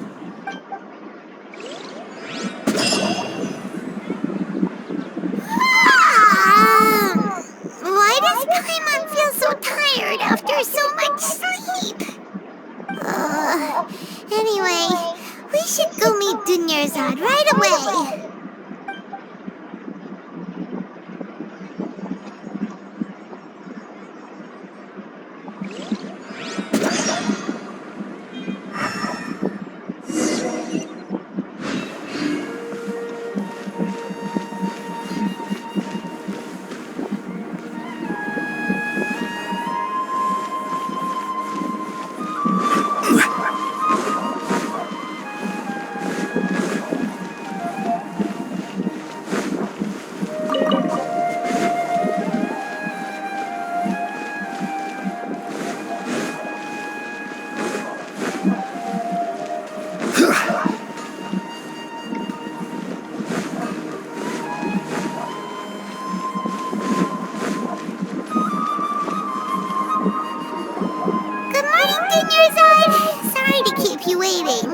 Not at all. I arrived early. Huh? Paimon thinks you sound kinda tired. Did you not get enough sleep? I'm doing well. There's no need to worry. Shall we go? Let's start with the stalls over there. Great idea! Let's get going! Traveler?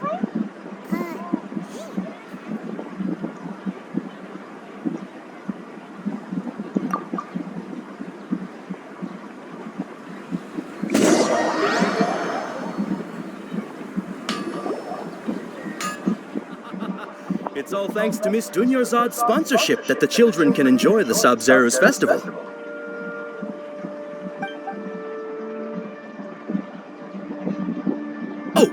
Are you interested in Yalda candies? I have some boxes of candy here. Pick whichever one you want. Not much of a choice. All these boxes look the same. It's not that simple. Each box contains a random flavor. It's up to the luck of the draw. Flavors include lavender melon, hara fruit, sunsetia. They all sound pretty tasty. And there's also lizard tail and oni kabuto. Huh? What were those last two? He'll help me choose. Paimon wants to eat the sunsetia flavor. No problem. These boxes of candy are numbered 1 to 5 from left to right. Which one do you want? Oh, I like your confidence. No hesitation at all. Oh, congratulations! Number 4 is indeed sunsetia.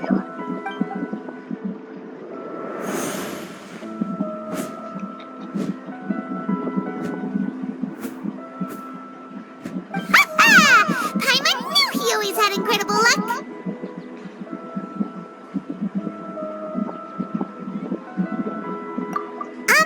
Paimon's not really interested in the other flavors. Wait. How did you know? Don't tell me that you already knew which flavor was in each box. What?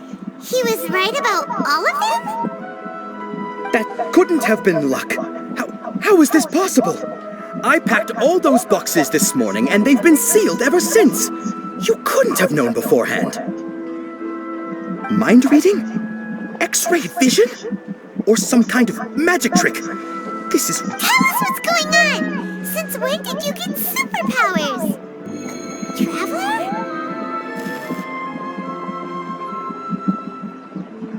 Hey, where are you going? What's going on?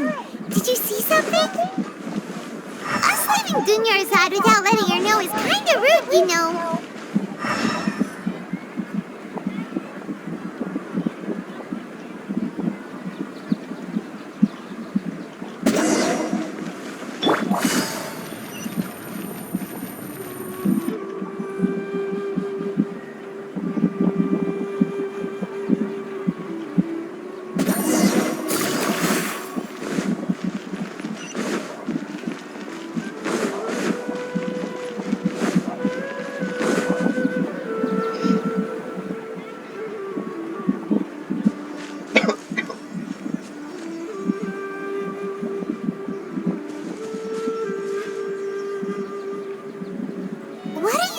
Why did we come here?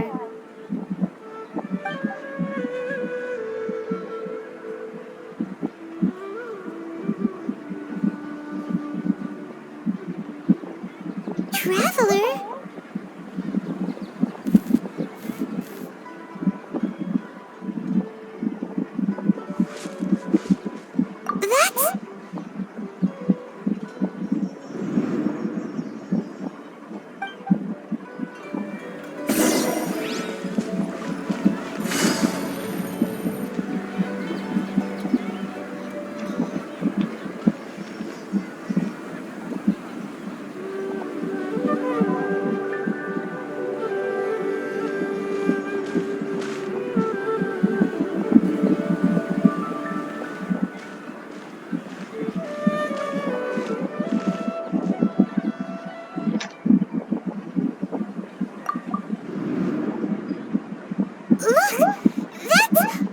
Isn't that Tonjer's head? What's happening here? Why are there two Tonjer's heads? You already know that this isn't your first Sub-Zero's festival, don't you? I'm sure you already know how to use this. A knowledge capsule? Where did you get it? What's inside? You should use it too, Paimon.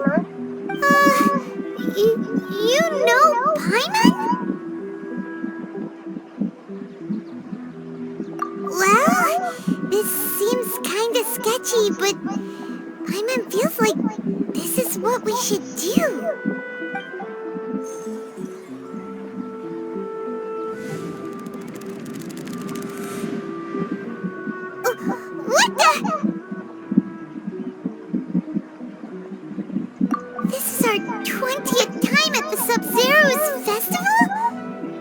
No.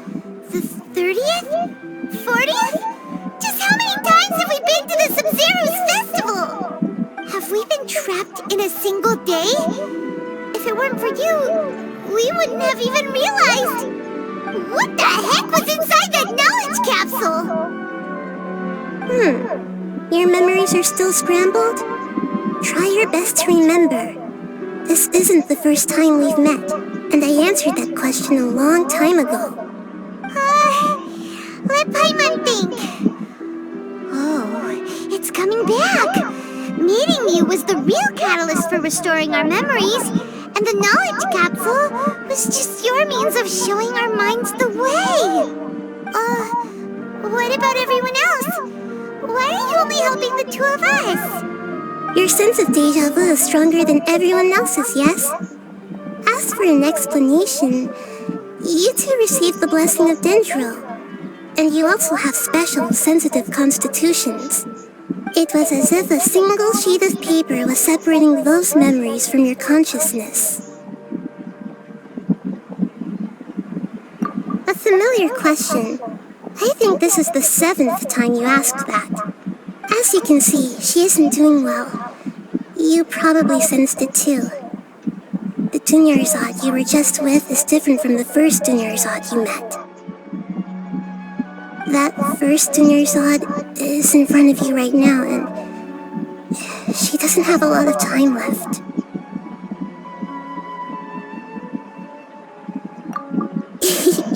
Looks like you're almost done sorting out your brain. Oh yeah, I'm Nahida.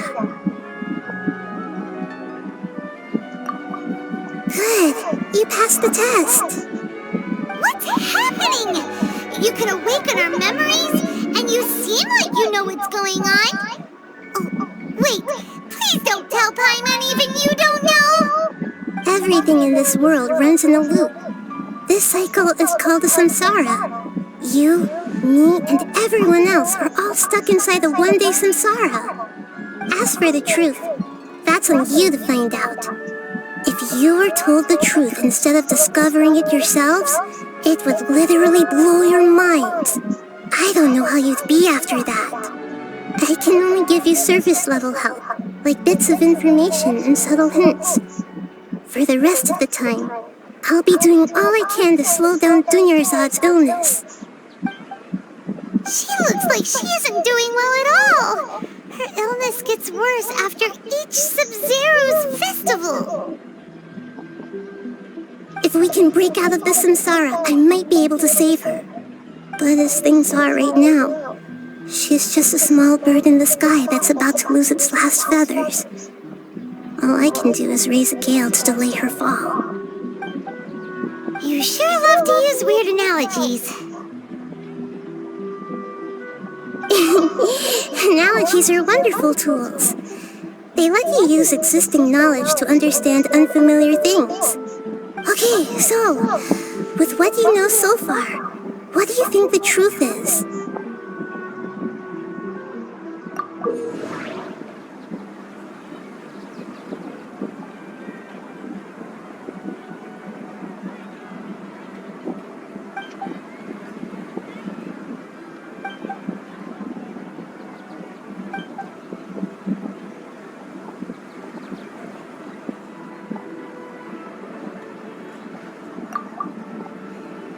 The Grand Sage said, "Go celebrate the birth of that god to your heart's content." Did he mean something more? We've already experienced the Sub-Zero's festival many times, and the day of the festival seems to be in a perpetual samsara.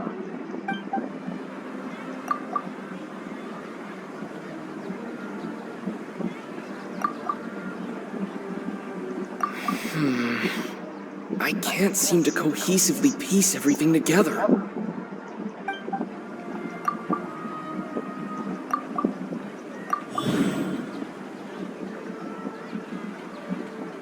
That should be it. The flow of time is endlessly cycling within one single day.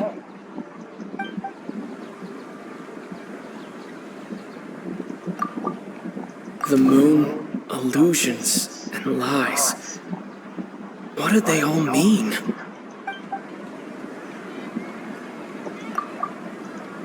What's happening right now seems to have happened before. My mind feels exhausted, even though I haven't done too much thinking. What is going on?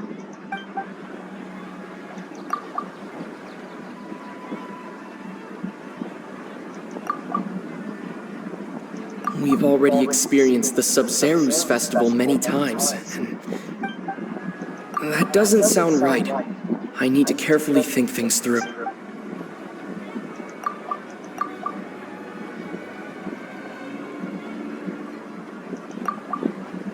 A time loop. You've given similarly wrong answers in the past. A pity. Still the wrong answer? Paimon thought that made a lot of sense. It feels like time's just repeating itself. A simple time loop can't explain some of the phenomena. You two are still missing a lot of information. Unfortunately, I can't give you any more hints.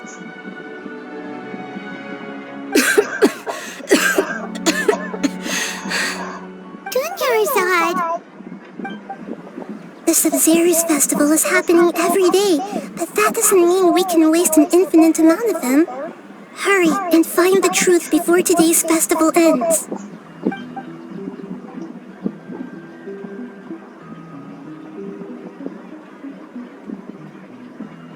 Let's think about our current situation. To save Tonjer, we have to escape the samsara of the Sub-Zeru's festival. And to do that, we need to figure out what's happening. The truth. Nahida rejected the idea of a time loop, so we must have missed something, right? Paimon's memories say that we've already done this many times, but let's go talk to people again. It's more productive than sitting here and scratching our heads. Why don't we start with those stall owners?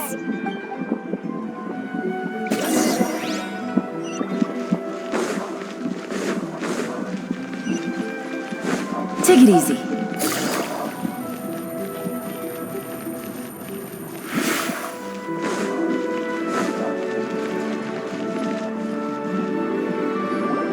Hey there!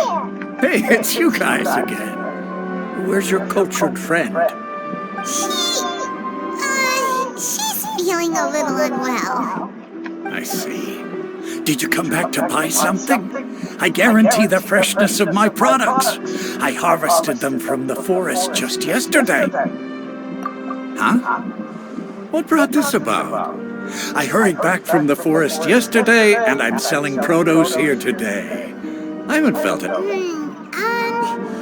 To put it another way, if you really think about it, was yesterday truly yesterday? Did you actually come back from the forest yesterday? What kind of philosophical nonsense is this? Are you two daydreaming? Didn't you know that no one dreams in Sumeru?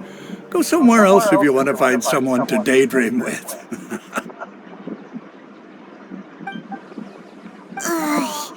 He actually has a point. Is this a dream? Is everyone dreaming? True. It's so weird that people here don't dream. Why is that? Anyway, if this all really were just a dream, we would have woken up a long time ago. Let's keep asking around.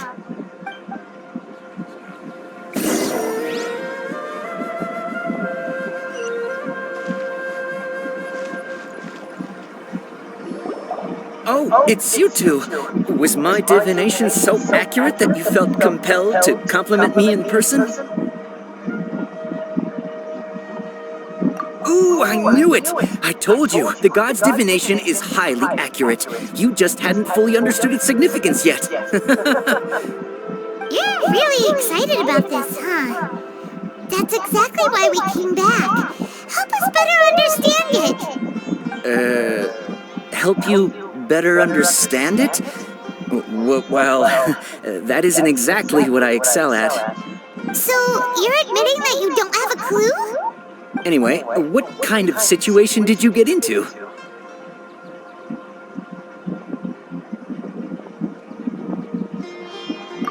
Huh?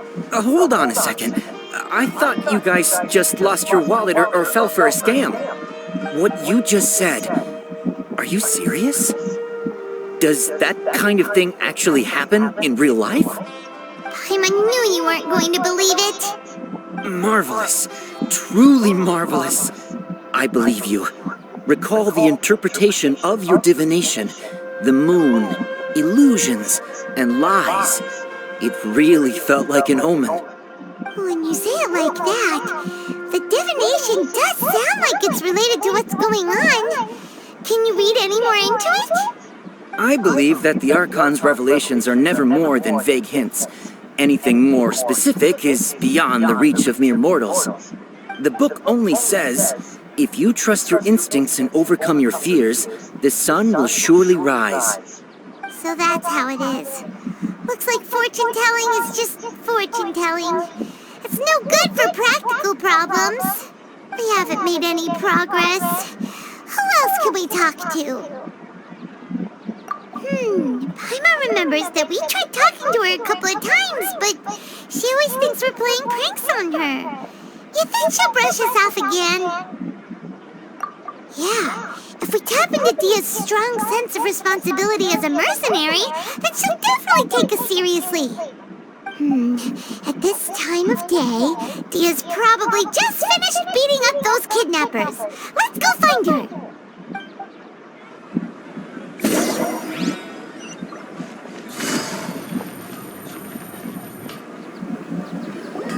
I'm fine, my lady. It's just a scratch.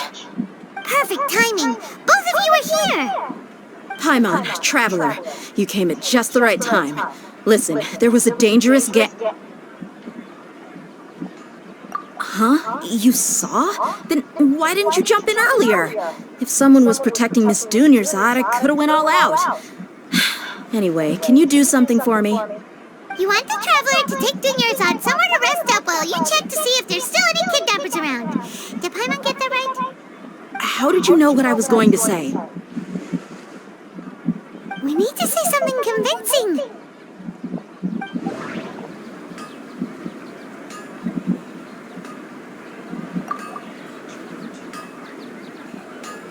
Dia sold her greatsword to raise additional funds. And then she was injured because she wasn't used to her new weapon. Tell her, Traveler!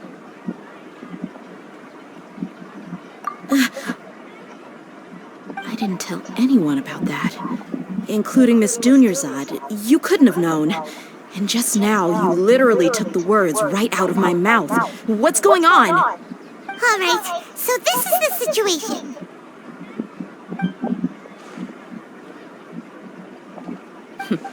It's kinda hard to believe what you just told me. First, let me make something clear. Most of us desert dwellers might not be the scholarly type, but we do have basic common sense. She's quieter than usual. Uninterested in anything and really gloomy.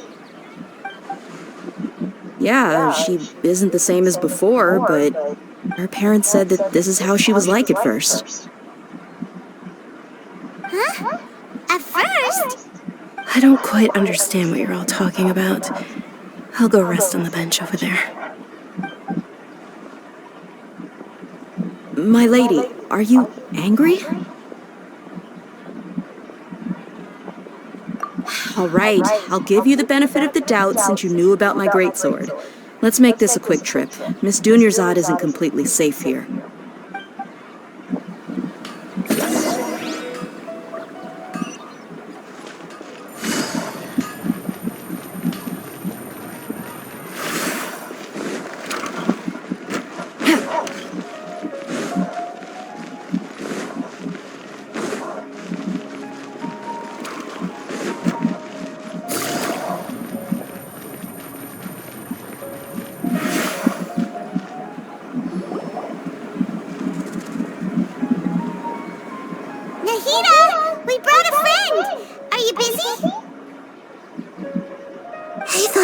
told you that it won't help to bring anyone here.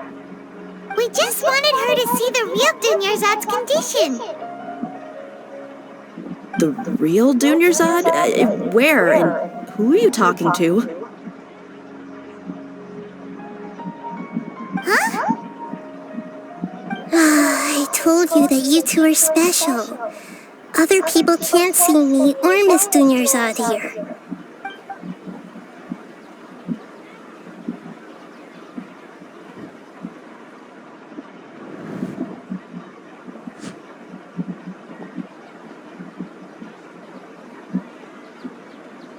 Hold on. Over there. Is that?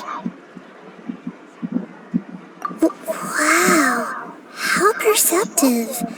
Does she have invisible antennae? Miss Dunyarzad, she's lying down here, isn't she? How's she doing? Her condition's really bad, and she's basically in a coma. How did you know she was here? I can sense her aura. There are also lingering feelings of something like regret or disappointment. What happened? Do you believe us now? The Sub-Zero's festival has been repeating itself.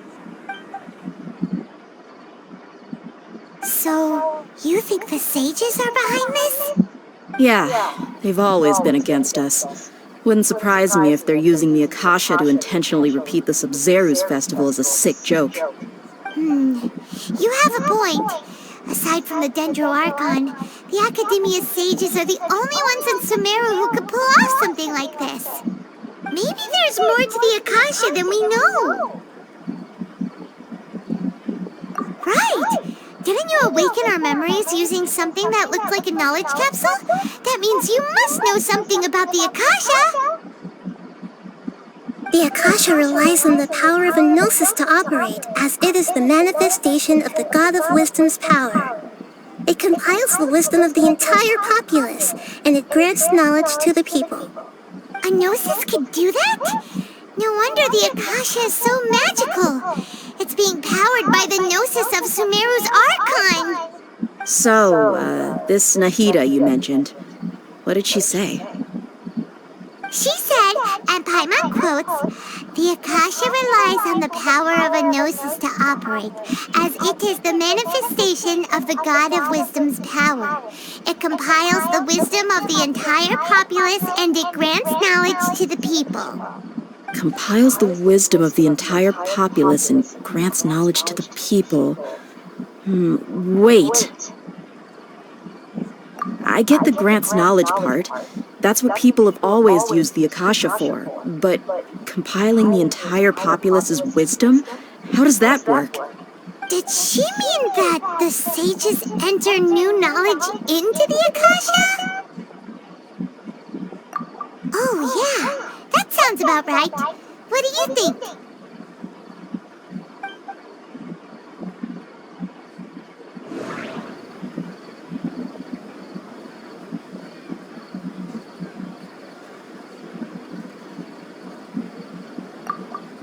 Okay, Nahida said the Akasha relies on the power of a gnosis to operate, as it is the manifestation of the God of Wisdom's power. It compiles the wisdom of the entire populace, and it grants knowledge to the people. People in Sumeru don't dream. What a strange phenomenon. My mind feels exhausted, even though I have... What's happening right now seems to have happened before. That doesn't sound right. That doesn't sound right. I need...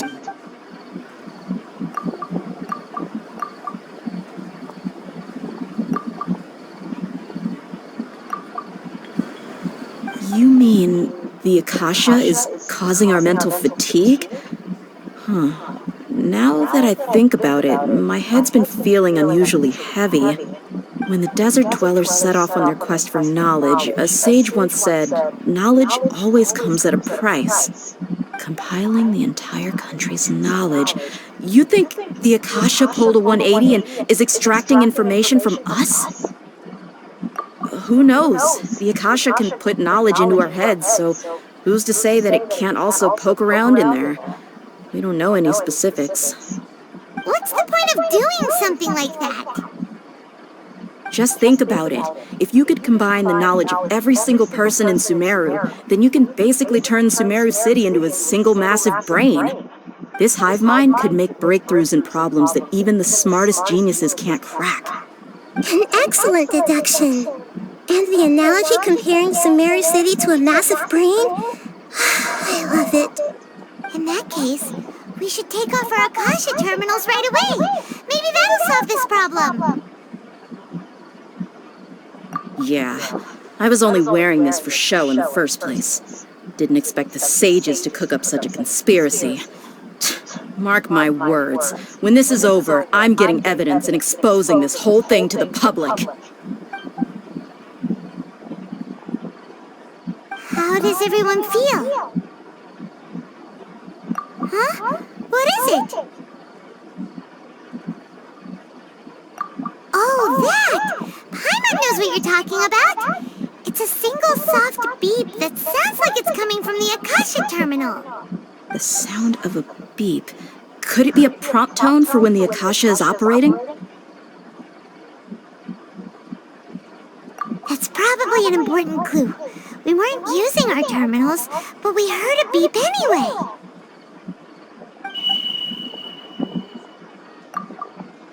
Traveler, did you hear that? I heard it too. Our ears aren't messing with us. There was definitely a beep, but it sounded like it was coming from inside my head. We took off our Akasha terminals.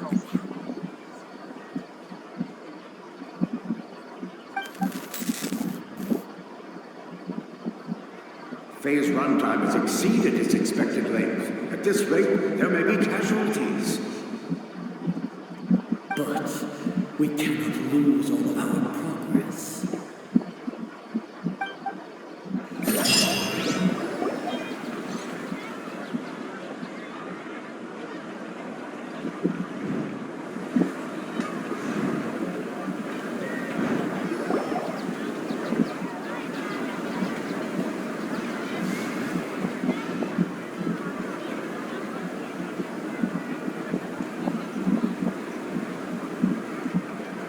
Remembers everything! Good. You adapted quickly this time. We definitely took off our Akasha terminals last night, but we still heard that beep. Why is that?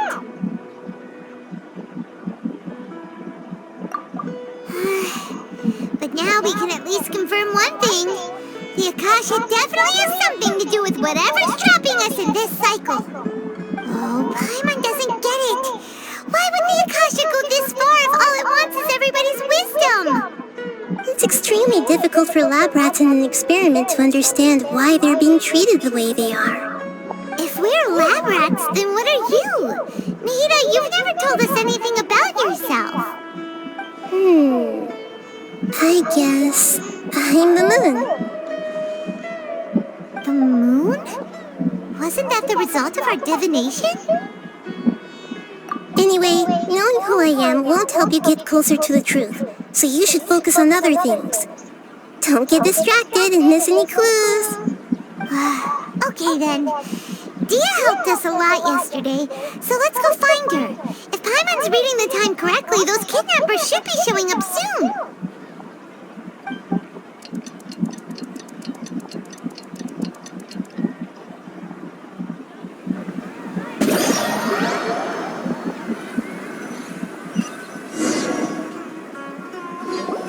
Ah, there you are. I've already taken care of those kidnappers. My lady, did you get hurt? Dia? What's wrong? Why are you both gawking at me like that? You didn't get hurt this time. Huh? What do you mean this time? Why are you so surprised that I managed to get out unscathed? Those kids were amateurs.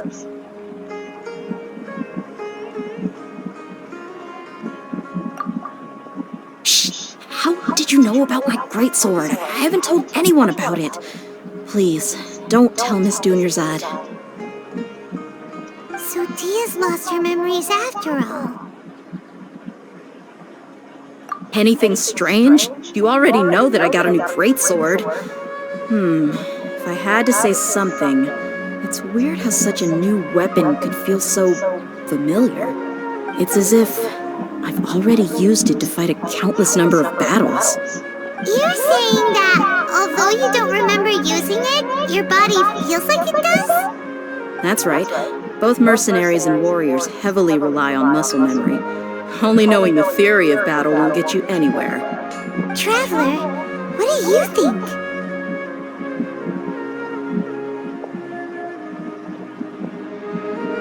Yeah! Paimon's feeling really hopeful! Oh, you're right! Earlier in the Samsara, something like this would have never happened! I have no clue what you two are talking about, but it's still dangerous here, so... So you want us to take Tonjer somewhere else to rest while you check if there are still more kidnappers around, right? How did you know what I was gonna say? Can you read minds? Forget it. Go and do your thing.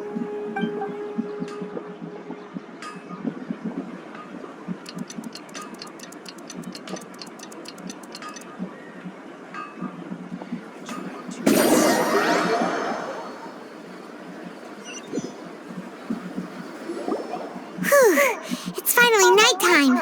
Aside from Dia not getting injured, everything seems to have stayed the same. Listen, Nahida, we found out that Dia got out just fine today, even though she got injured every other time she fought the kidnappers. Do you think the Samsara has been broken? Have we saved Dunyarzad? Really? Good job on all that progress. Get some good sleep tonight. Hey! What kind of an answer is that? Tomorrow will come. Everyone assumes this is common knowledge, but the only way you can know that for sure is if you experience tomorrow. How many todays has it been? Is it possible that today will be followed by yesterday? Does tomorrow truly exist as anything beyond a made-up concept? It's even possible that this entire world is a lie, and the history of the whole world has just been one endless Sub-Zero's festival.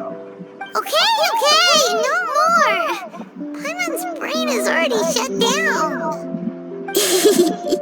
That's why it makes no sense to waste your energy thinking about things you will learn tomorrow. Get some good rest. You know, use the bathroom and flush your anxiety dookie away. Huh? Hold on, what did you just say? Did Paimon hear you correctly? Huh? People always say they feel a sense of relief after they take a duk-duk. That's why I suggested you could try that. Is that so strange? It's so strange and so against common sense that Paimon's at a loss for words. You were sounding kind of smart just a minute ago. Yeah, even though it's happy and lively at the Sub-Zero's festival every day, it feels like it's been a long time since we've really gotten to relax. Let's go back to our room. Continue the harvest. Compared to what we stand to achieve, these sacrifices are trivial.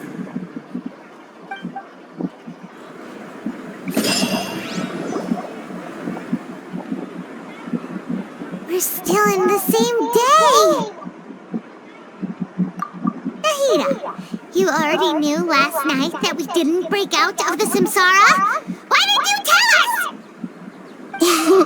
Would there have been a point? You would have spent the night with new worries, with tomorrow still out of reach. In that case, you might as well rest within that brief moment of hope. An opportunity like that doesn't come by often, and I thought it might help you clear your minds. Paimon Dr. Duke did that! Whatever. Guess you were looking out for us after all. Of course. In the time we've been together, you two have been everything to me. Paimon's flattered and everything, but maybe you're taking things a little fast. What I mean is, even though while I had asked you to solve this puzzle, you two are still the only ones who can see me and sense my presence. In other words, if you weren't here, I may as well not exist. That's why you two have been everything to me. Get it? Nahira's talking about confusing stuff again. Anyway, that's enough chit-chat. So, Traveler, did the new clues yesterday help you gain a new understanding of the situation? Huh? Why are you scrapping your previous theory?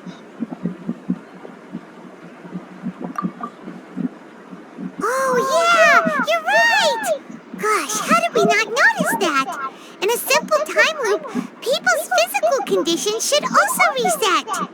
So, what's your new hypothesis?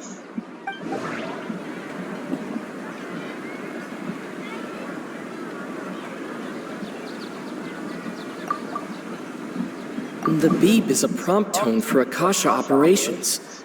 We still hear it every night, even though we removed our Akasha terminals.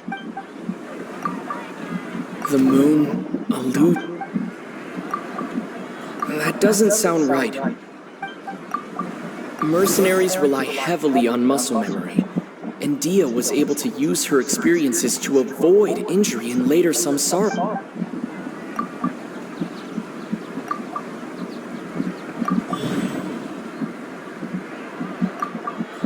If all our memories of a day are erased at the end of that day, then we would unwittingly relive the same day again and again.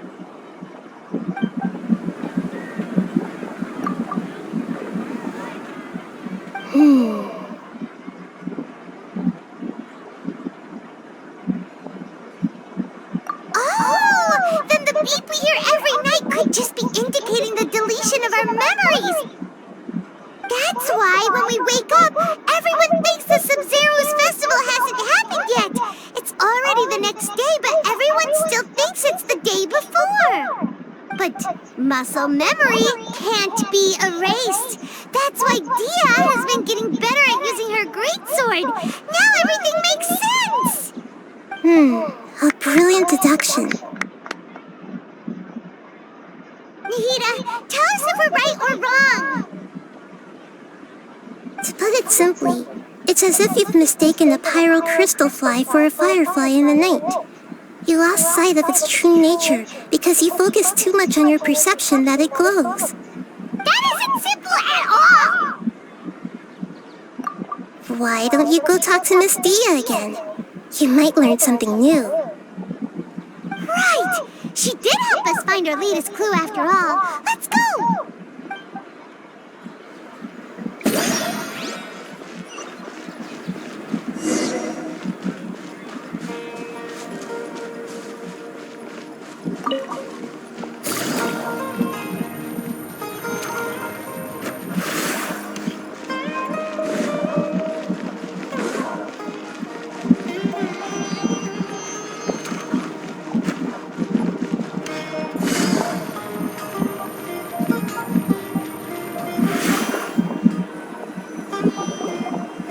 There you are. Really took me a while to find you.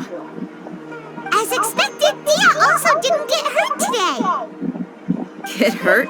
Why would I? Don't underestimate me. Well, you're still getting used to your new greatsword. Huh. Truth be told, I also think it's pretty strange. It just suddenly felt so familiar in my hands and... wait a second! How did you know I got a new greatsword to begin with? I didn't tell anyone about it. Traveler, could you explain the situation to her today? Paimon's gotten a little sick of doing it. Oh, that works!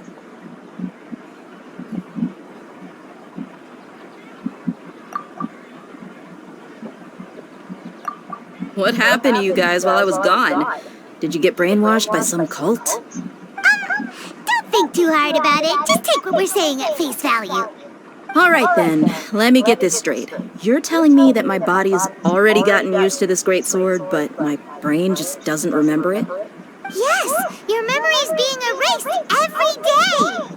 Then I'd have to disagree. That's impossible. Oh? Why do you think that?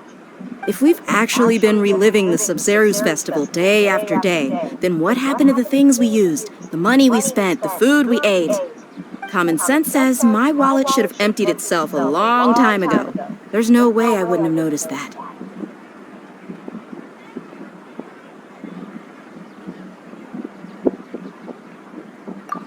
Right!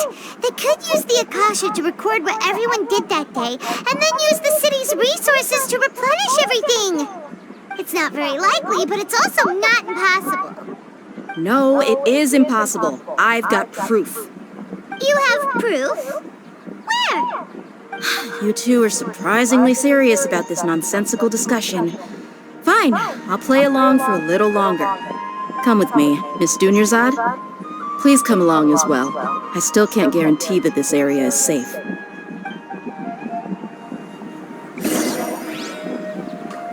Paimon can't believe it's Dia who wants to show us something this time. 2 days ago, we were the ones taking her to see Dunyarzad.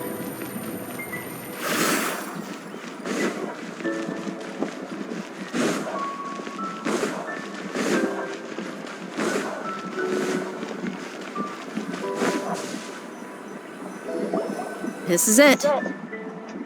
Huh? This is a wooden training dummy. What about it? See those marks on the dummy? Those are the result of several days' worth of practice. Let's say the sages didn't replace it every day. Shouldn't it be hacked to pieces by now? That's true, but what if they did? Then the sages would have had to reproduce every mark I left during previous training sessions. I'm a professional fighter. My martial school has always emphasized the importance of refined control. The force, angle, and entry point of each strike is calculated and deliberate. That's why I remember every mark on the dummy, as well as my state of mind as I made each strike. It's just as they say, each swordsman has their own unique style, and even the same swordsman can't make the same cut twice. It would be impossible to copy these marks. Is it really impossible? What if they use some fancy machine to carve every single mark? People often say that a camera's photo can never replace an artist's painting because the former has no spirit to it. The same thing applies here. At a mere glance, I can differentiate carved marks from the results of combat training. Whew, hope that cleared things up for you. Hey, is this that new brain exercise game that's been super popular with the scholars lately? It's surprisingly fun. Anyway, it's getting late. I should escort Miss Dunyarzad to Nilu's stage. See you later. Well, back to square one. Is our memory deletion theory also wrong?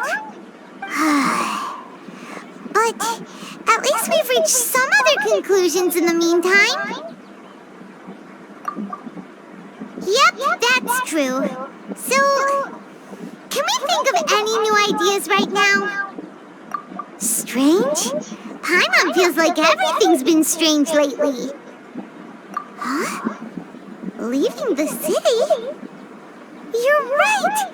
It's really strange how we never thought of such a simple solution!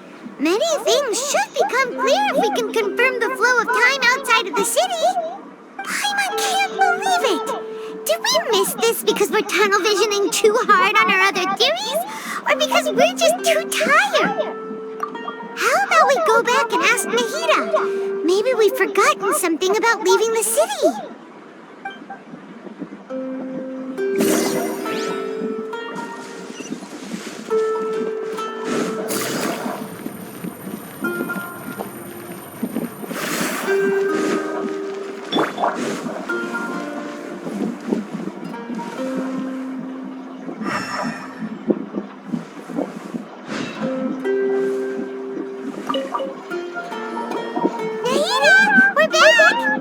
You're back early today. Did you find something new? Sort of. We're mostly sure now that we're not in a time loop. And we also aren't in the real world. But at the same time, we have a new question. Leaving the city. As far as I remember, you've mentioned your plans to do that twice before. We did? But we don't remember anything. What happened after we talked about those plans? What did we say when we got back? Let me think. I don't think you ever actually told me what the outcome was. Oh, it's probably more accurate to say that both times you never came back the whole night. But you two sometimes stay out the entire night anyway, so at the time, I didn't think too much about it. It is true that sometimes we lose track of time during our investigations. Before we know it, it'll already be the next day. But still, neither of us remember anything about leaving town. Really? That's kinda strange. In theory, I should have already awakened all your memories. Yep, something here's definitely fishy. Let's get to the bottom of this tomorrow.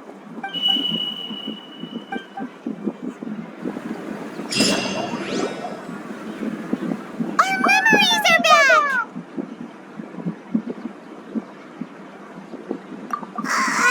About that. Well, Traveler, aside from your memories that were just restored, I have another message for you. Listen to it and you'll understand. Can't go back. There are countless spaces here. Our Sub-Zeru's festival in Sumeru City is just one of them.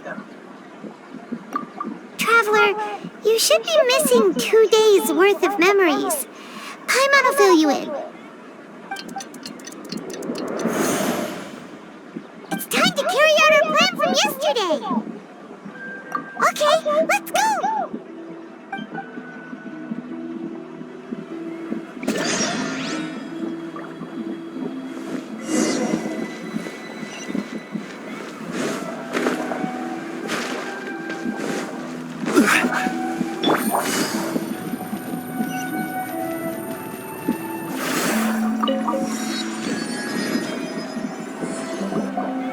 Why can't we leave the city?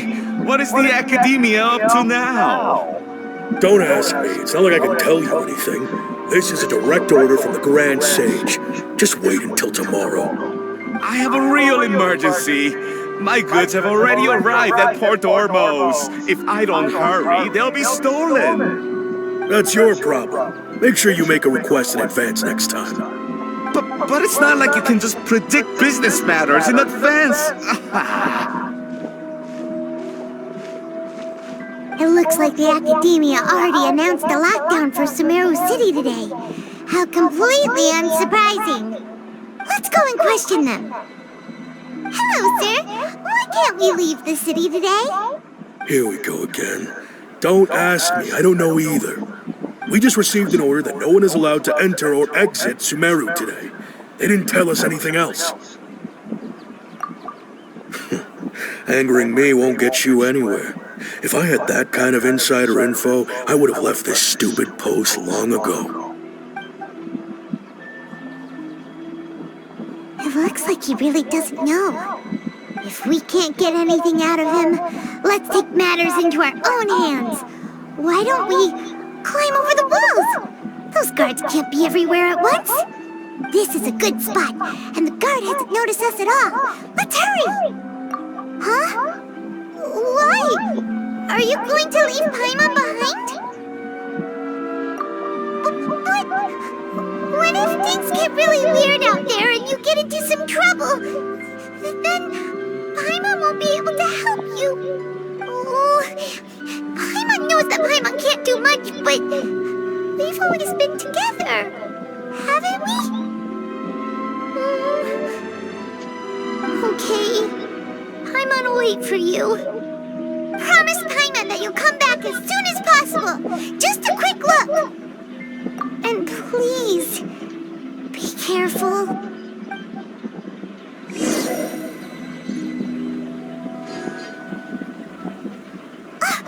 Memories!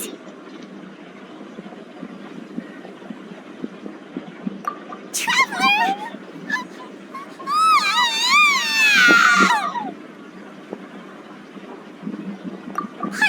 Paimon would never see you again! You just disappeared! Paimon waited for you for hours and hours at the city wall and you never came back! You promised Paimon that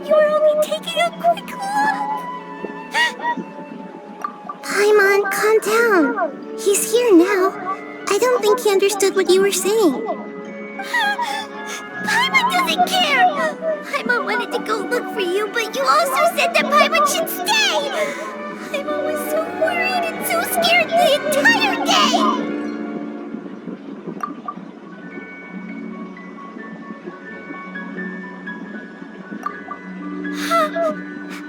Okay. Paimon will forgive you. The most important thing is that you didn't actually disappear. Oh, Paimon was so scared that you had gone into another world! Okay, Paimon, can you tell us your perspective of what really happened yesterday?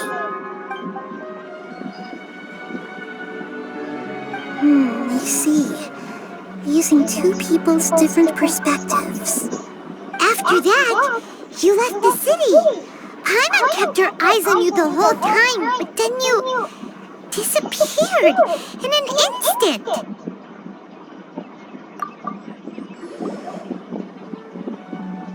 No way! Paimon was watching you with the fullest attention. What's your perspective, Traveler? You sure you don't have any memory of this? I guess that explains everything. You also lost your memories the last 2 times you tried to leave the city. Those days' memories can't be awoken.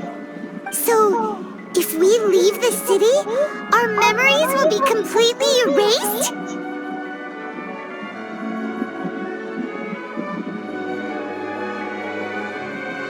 It really sounds like something big outside of the city is being hidden on purpose.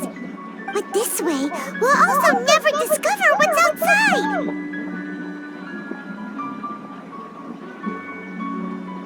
Something like a message? But how can we send it back? Don't look at me like that. I'm not used to being stared at. Well... Okay. You want something that can pass on messages, right? Give me some time and take care of Tonjer for me. Yep! Now we're talking!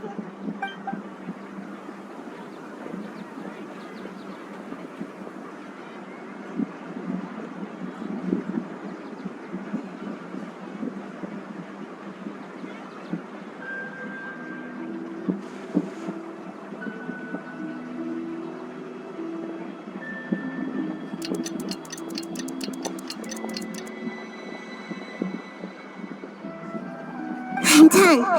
Here you go. What? Isn't this just an Akasha terminal? You made some little changes.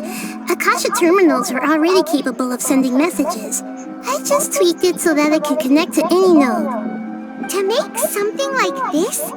Nahida, you really know the Akasha like the back of your hand. Anyway, we can use this now to record a message, right? Yep. I'll help you save the messages. It should be pretty easy to use. I just can't guarantee the user's status and signal coverage when they're outside the city. We'll never know until we try. At least let's go then. Let's expose those sages. All right. Paimon isn't as worried about being separated since it happened once yesterday. But Paimon still isn't happy about it. Okay, see you tomorrow, Traveler! That covers everything that's happened so far! Yes, although the signal was choppy and had some interference, we still managed to receive 2 messages from you when you were outside. Okay, now that you understand what's going on, let's hear the messages together!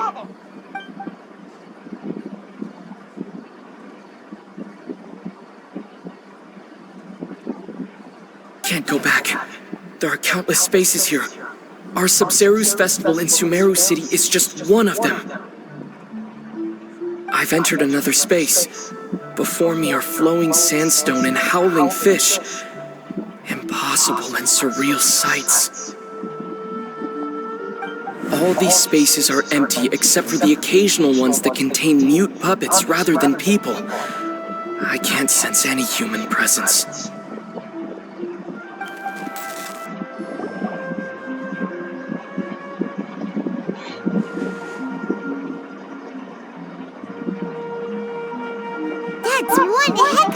info dump. It sounds like you left the Sumeru city space when you set foot outside of the walls. But everything looked completely normal when Paimon was looking out from the inside. That's unbelievable. And if we take your word for it, the other spaces all had very weird contents. There's another part here. I only received it last night. These spaces have been disappearing one after the other, absorbed by something like a sun in the sky.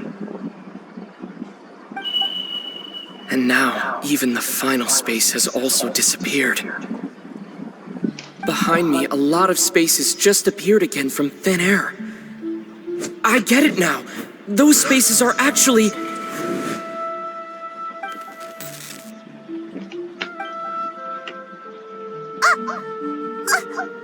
Why did the message end right there?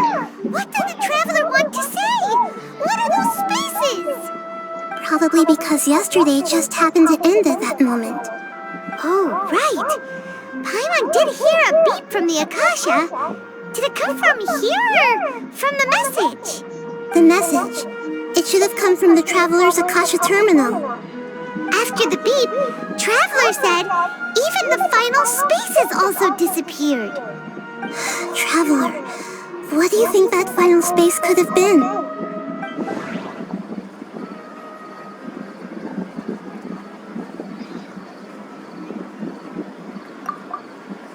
My impression is that each day in this samsara...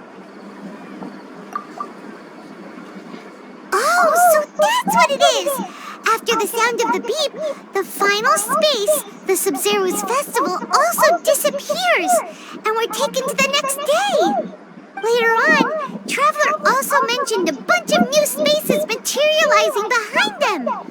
Do lots of new spaces appear every day?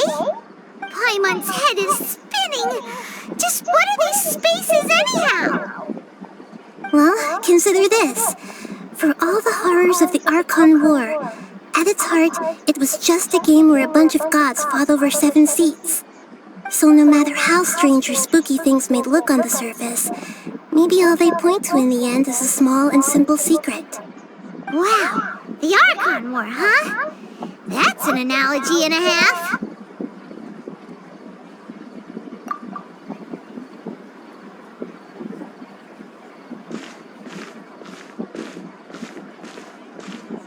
Hey, where are you going?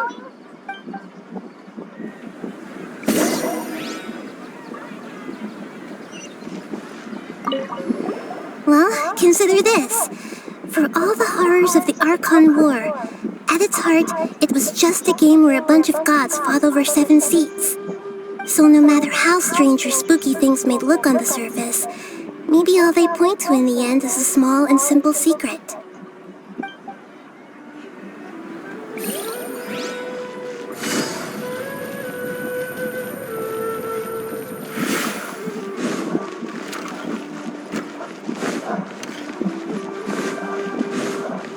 Take it easy.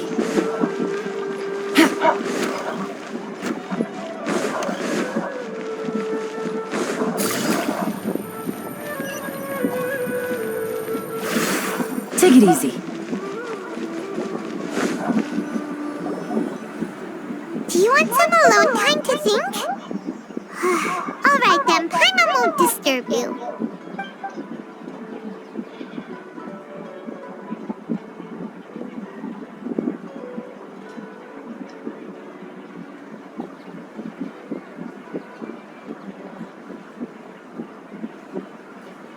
The dance of Sub-Zeros is about to begin.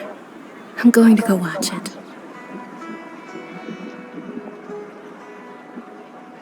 Okay. Why don't you go ahead, Dunyarzad? We still have some other stuff to do first. Okay then. See you later. Have you figured it out yet, Traveler? Time is ticking away. Awesome! What is it? Paimon wants to know. Oh, wait, no. Let's meet up with Nahida first. You can tell us both together. This time, we're gonna get to the truth.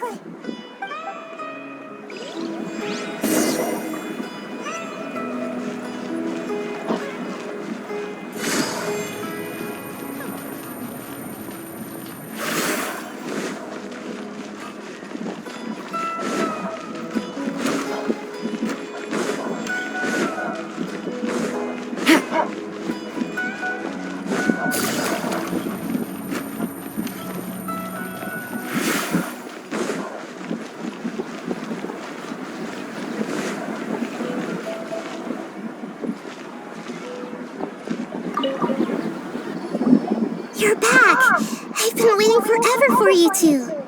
Judging by the looks on your faces, are you ready to take your Sub-Zero's exam and graduate from the festival? Okay, first off, have you discovered the hidden truth?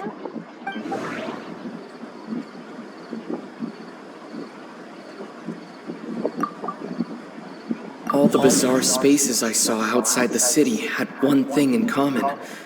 A lack of... Those spaces remind me of... dreams.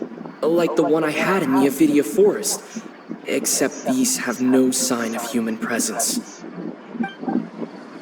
That doesn't sound right. I need to carefully think things through. People in Sumeru don't dream. What a strange phenomenon.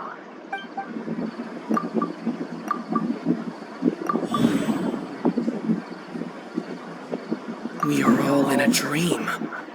It isn't that the people of Sumeru don't dream. Rather, the Akasha is taking their dreams from them.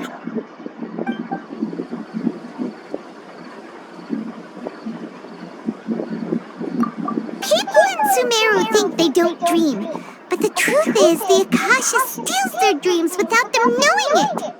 And those spaces with no human presence are stolen dreams without their host.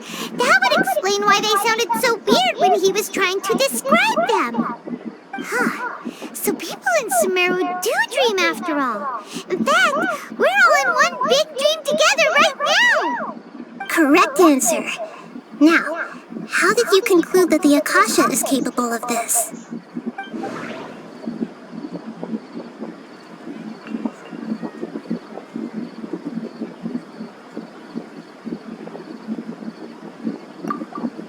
The Akasha relies on the power of a gnosis to operate.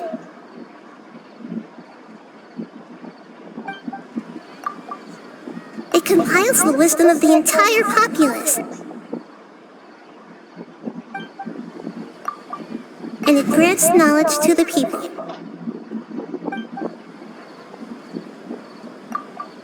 It is the manifestation of the God of Wisdom's power.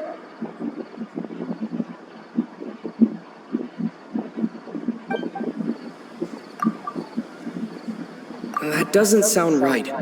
I need to care... That doesn't sound right. That doesn't sound right. Oh, okay. Those dream-controlling creatures in the forest also get their power from the Dendro Archon, right? That would explain why the Akasha has the ability to control people's dreams, too. But is stealing everyone's dreams really how the Akasha compiles their wisdom? Isn't there anything more to it than that? Dreams are fantastical, complex, and full of imagination. People's brains are the most active when they're dreaming. In other words, dreams are rich bundles of human wisdom. So in other words, the complete opposite of how Hypatia understood it. Paimon remembers her saying that the sages think dreams are foolish delusions, and the fact that no one dreams is a blessing from Greater Lord Rukkhadevata. So it was all a dirty trick? The real story is that the sages from the Academia are using the Akasha to steal people's dreams for their own use, huh? Oh? By the sounds of it, you understand the current situation pretty well. So then, what about the Samsara?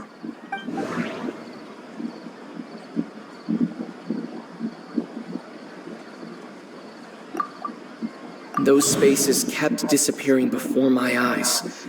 But as soon as that beep sounded, many more spaces materialized.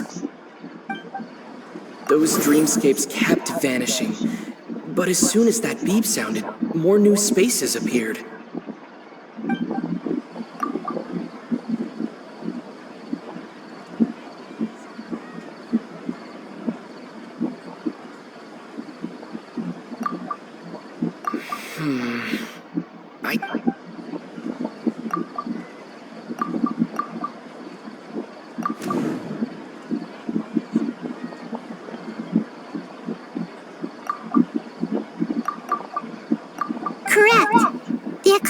keeping each person's brain in a constant dream state, but also separating their consciousness from their own dream. Their disembodied consciousness is placed inside the collective dream of the Sub-Zero's festival along with everyone else's, while their now vacant dreams are harvested by the Akasha. No one is any the wiser as another day passes in the dream, and so begins another samsara cycle. People wake up to yet another dream about the Sub-Zero's festival. The dreams that belong to them are once again harvested by the Akasha, and so it continues. So, this is like a dream factory, and the Akasha is a dream harvesting machine. Did Paimon get that analogy right? Very good, Paimon. Using analogies well is an excellent habit to get into. Okay, so that beep we keep hearing is actually from our real-life Akasha terminals. Taking off our terminals in this dream doesn't do anything. Alright, last question. Who am I?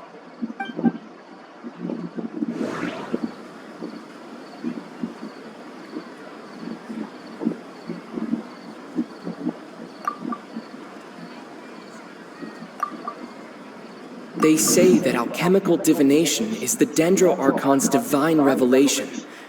So then, if Nahida has referred to herself as the moon...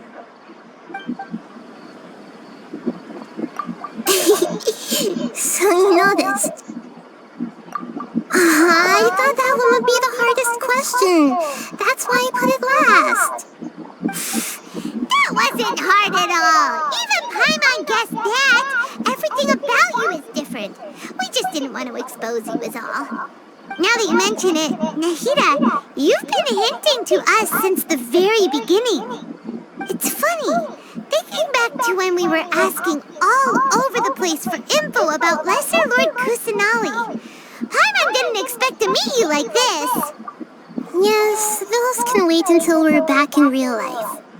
On the other hand, I'd be happy to answer any more questions you have about here and now.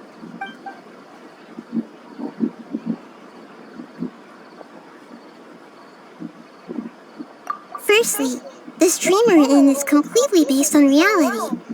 People have already experienced the Sub-Zero's festival, so it would be very difficult for them to find anything that strikes them as surreal. Secondly, you're probably wondering why people don't have any memories from earlier samsara, right? That's because people don't remember their dreams most of the time anyway.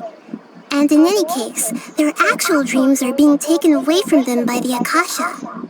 So whenever they wake up in this dream of the Sub-Zero's festival, they don't remember anything from their previous identical dream. That reminds Paimon. Traveler had a dream when we were in the Avidia forest, but couldn't see what it was about after waking up. Is that an example of what you mean? Yes.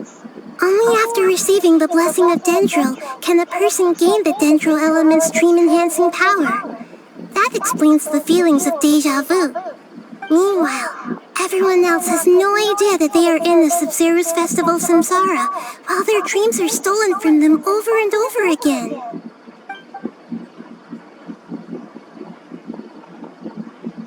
Can humans really keep dreaming forever like this?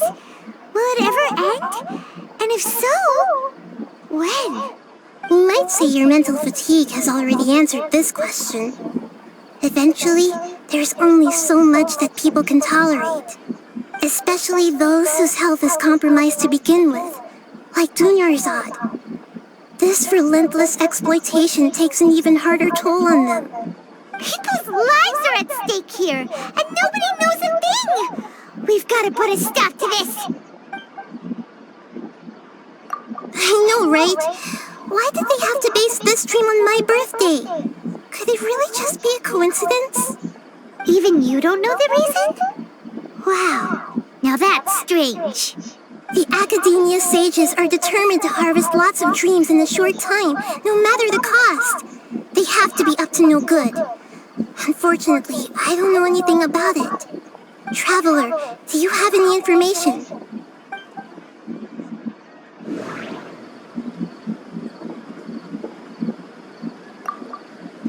The Grand Sage said, "Go celebrate the birth of that god to your heart's content. Did he mean something more?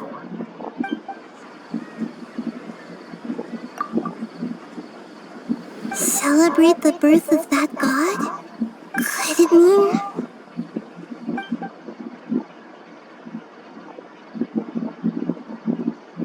You asked me this question before. My answer was, it would literally blow your minds. Now that you know this is all a dream, this answer should hopefully make more sense. Have you heard the saying, don't wake a sleepwalker? Likewise, if someone suddenly had told you all this instead of you learning it on your own, your notion of reality and dream would be thrown into irreversible confusion. I couldn't expose you to that kind of risk. That's why I could only give you very subtle hints and some suggestions. Long story short, I'm really sorry I had to keep you guessing.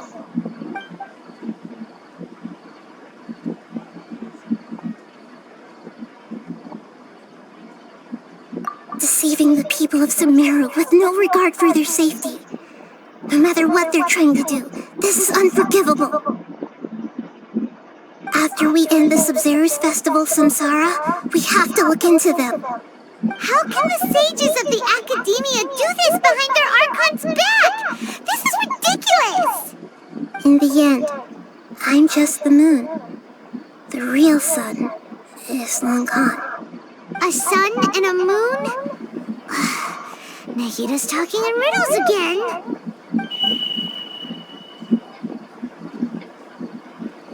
We're out of time today!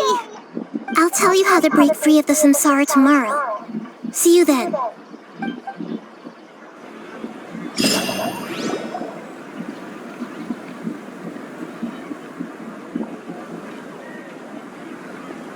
Good morning, Nahida. Wait, now that Paimon remembers everything, should we instead say good morning, Lesser Lord Kusanali? Hey, what's wrong, Nahida? You don't look too good. I'm afraid that what you're thinking right now is correct. Did Dunyarzad already disappear? No way! Are we too late? The real Dunyarzad's consciousness has indeed disappeared. It can no longer endure the constant dream harvesting. Paimon can't believe it. Wait, so what about that other Dunyarzad? Just what is she? Is she also going to disappear? She's actually something like a puppet, but not completely. The real Dunyarzad's consciousness could no longer keep playing her role in this dream. So another Dunyarzad appeared to replace her in the dream. Just like the grass and the trees, that Dunyarzad is just a building block of the dream that helps to keep it going. But personality-wise, she's nothing like the real Dunyarzad. Puppets are stiff and can't copy a living person's vitality. After all, they're just there as filler. You know, speaking of which, the old Dunyarzad might not have been too different from a puppet. Dunyarzad truly believed that she met you within her consciousness, and it was you who inspired her. So you do remember her after all. Yes. Back then, her family was overly protective of her. No one cared about her personality or thoughts. It was as if she only lived to stall her Elazar. I just gave her a little wisdom so she could look at life in a new way. So that she could be her own person. But even so, she's still... far from it. I'm still a long way off from being a real Archon. I couldn't even save her. If I were a competent Archon, I wouldn't have let my most faithful follower die at the Sub-Zero's festival with so many regrets. Please don't beat yourself up over it, Nahida. It's the sage's fault, and theirs alone!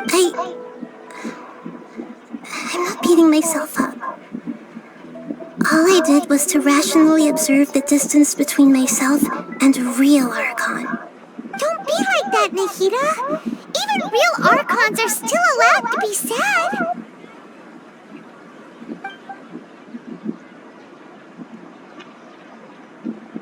to prevent more tragedies like this. We must end the samsara as soon as possible. Great, but how do we do that? Although the Sub-Zero's festival dream is under the Akasha's control, only humans can dream. Even the Akasha is unable to create them. That means this dream belongs to a host who created it. Huh? So, how should we find that person? Well, if this is someone's dream, then everything here must come from deep within their consciousness.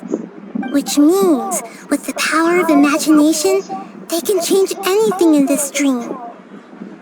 Imagination? What do you mean by that? Imagination means breaking through what you perceive as normal. Like when the server at the tavern brings a plate to you, you'd naturally assume that food is on it. However, if you're the dream's host and you become aware that you're dreaming, when you imagine gold and more on the plate, the dream will respond in kind, and the server really will bring you gold and mora. But right now, our host is unaware that this is a dream. No matter how many times they're served, it will always be food. Find some way to make that person realize that they're dreaming. Usually, once that happens, the person will wake up and the dream samsara will be broken. How are we going to find them, though? If it could be anyone, it'd be like looking for a needle in a haystack. And even if we did find them, how are we supposed to make them realize they're dreaming?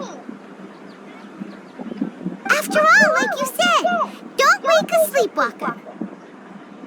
It's extremely difficult, yes. But the only ones who can do it are you two. Remember, everything you've achieved up to this point has all been for the sake of finding the host and ending the samsara.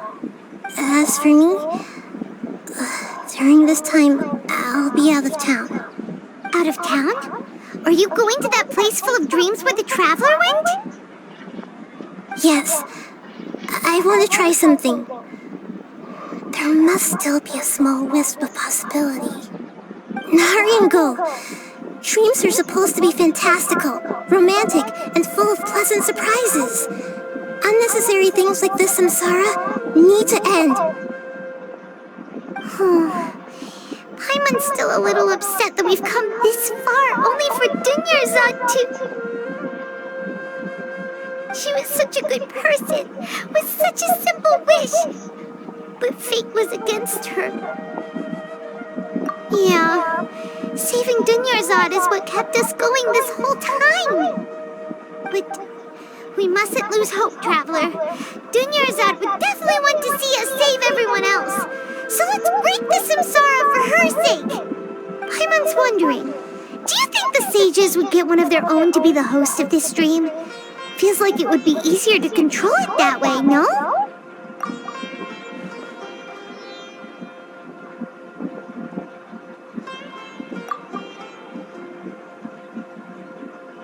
Huh. That's true. Plus, the sages probably weren't counting on there being other factors beyond their control, like Nahida and us. So, who do you think the host of the dream is? Oh, that would make sense! Ferris, the Knight of Flowers, is a symbol of the whole Sub-Zero's festival, right? Pretty core character. Let's go ask him some questions, shall we?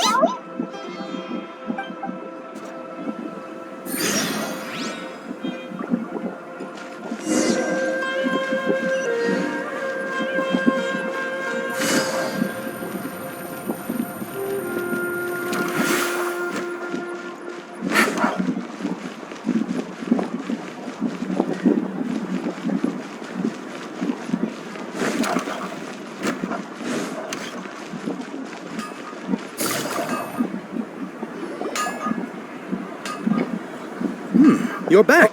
You left in a hurry last time. Is everything okay? Everything's fine. Just, it's a little hard to explain. Would you mind taking part in a little experiment with us? An experiment? That came out of nowhere. I'm listening, though. What do you need me to do? Could you make a wish? You want me to make a wish?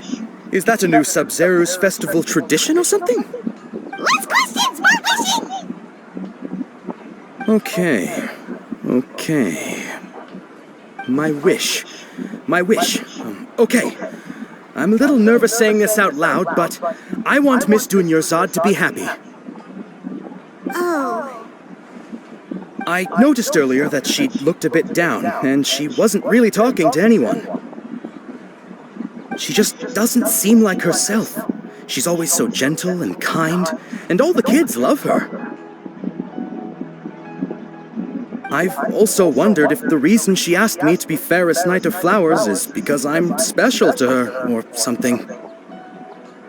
So, you have a crush on Dunyarzad? Oh, is it that obvious? After what I just said, I guess it is. When she placed the hat of the Knight of Flowers onto my head, she said to me, I want everyone to have a happy Sub-Zero's festival. What she didn't realize was that I'm not that interested in how everyone else feels. In that moment, I just wanted to be her Knight of Flowers for the rest of my life. 50 years, 100 years, I'll serve her till the end of time. Okay, yeah, that was a bit much. Felt like the right moment to get it off my chest, but that was pretty embarrassing. Okay, I'm ready to make my wish. I would like Miss Dunyarzad to appear in front of me right now with a smile on her face. Here goes. Please come true. I'm gonna open my eyes. Oh, you're... What? Faki? Sorry, but only one portion of Yelda candies per person. Back home you go. Nice try, you two. Anyway, never mind. I don't need to see her appear right in front of me. As long as she's happy. Guess he isn't the host of this dream after all. Should have expected it wouldn't be this easy.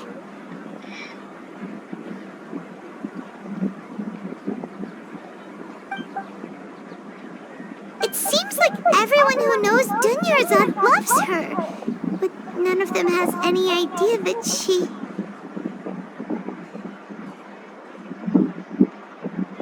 My lady, step back. That sounds like Dia! Oh, right. This is when Dunyarzad bumps into the kidnappers. Huh? But Dia can handle them. Hey, Traveler!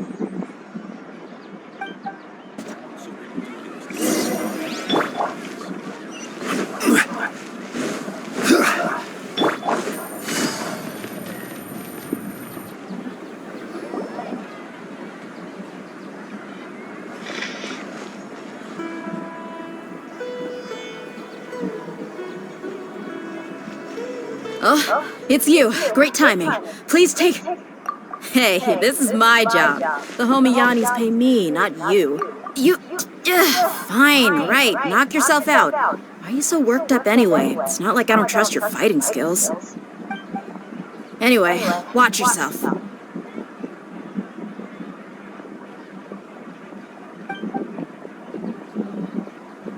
So you got yourself some backup. Suit yourself. You're going down. New punching bag. Solidify.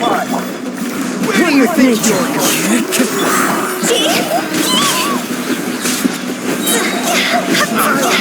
That's close enough.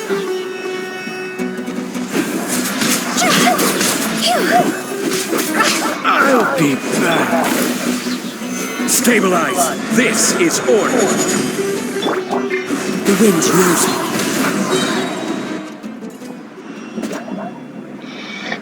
Traveler, were you just taking your anger out on those guys? You and Nahida both. Tonjer wouldn't want to see you two like this. Oh, and speaking of her, Paimon just remembered something. Remember how during the first Sub-Zero's festival, before the Samsara started, we came here with Tonjer because she wanted to pick something up? She said it was because she had forgotten something. Okay, so Paimon's memory is working so far. Anyway, Paimon also remembers that she is staying somewhere around here. She pointed it out to us the night before the Sub-Zero's festival. Yeah, even if it's only a tiny clue, it'll probably still help us more than this needle in a haystack search.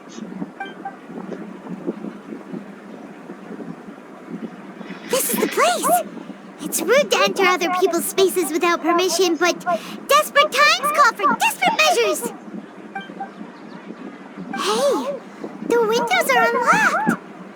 Okay, Paimon's gonna take a peek inside.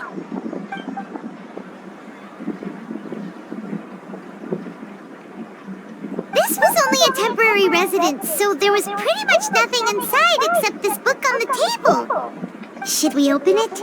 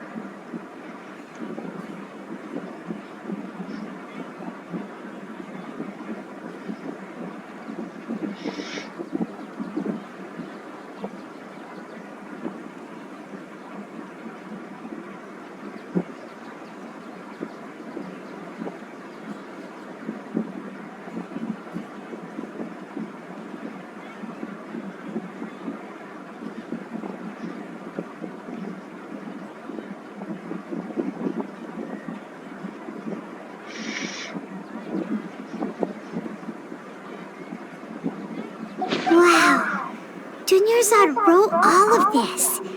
Sounds like she was always thinking of us even while we were away. Even though she was also busy preparing for the Sub-Zero's festival and had all her health problems to worry about. She must have wanted to give this to us as a gift on the day of the Sub-Zero's festival, right? If we hadn't found this book, we never would have known. But now that we know, we can't even think. Hey! Where are you off to now?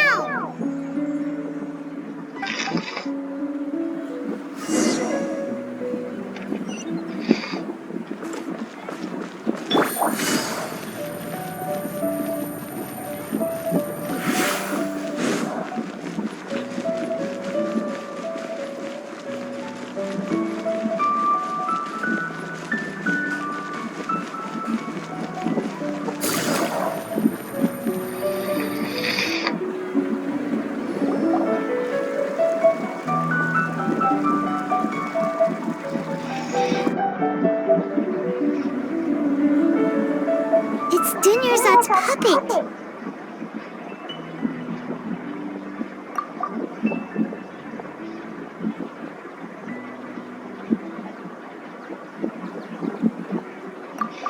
Traveler? You must be exhausted.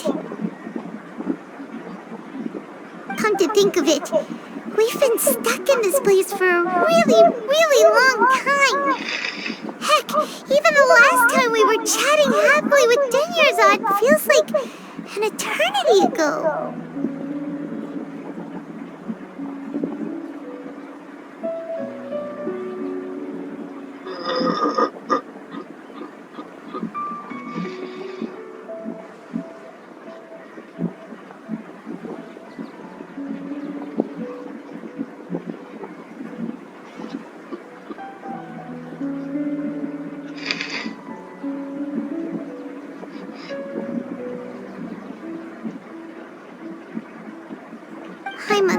remembers when we were sitting here.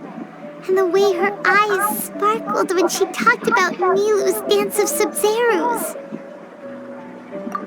There will always be frustrations in life, but I know that the point of living is not to leave behind any regrets.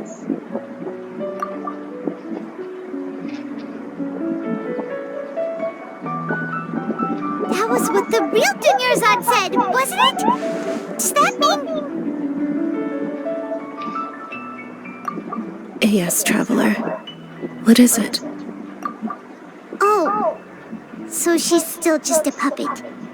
But just now, how come... What? Where are we going this time?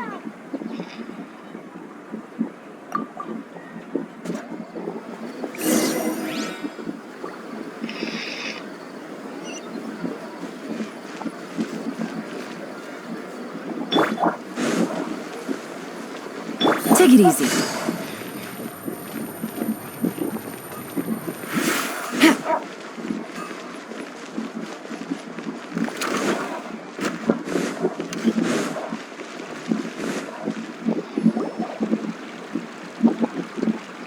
If you continue to resist, we will have to order an investigation into every single event organizer.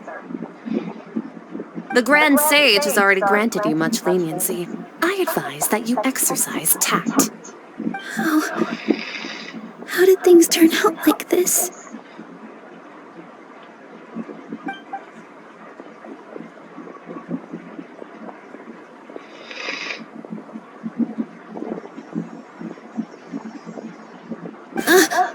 Traveler? You don't have to get involved. He's a sage from the Academia. I don't want to drag you into this. Traveler? Traveler? What the heck are you doing? If you get arrested by the Academia, that's another day gone to waste!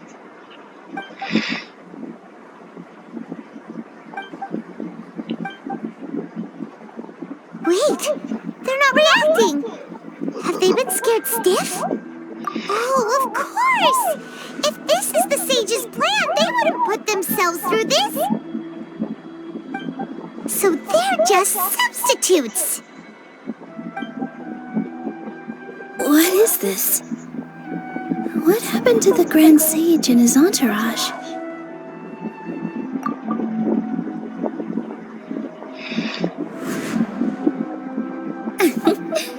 Like I said, they symbolize the goddess of flowers. It's just a shame that all the real Padisaras went extinct after her death. Yes. The Greater Lord brought forth new Padisaras in memory of the goddess of flowers. But she ultimately could never truly replicate that beautiful shade of purple.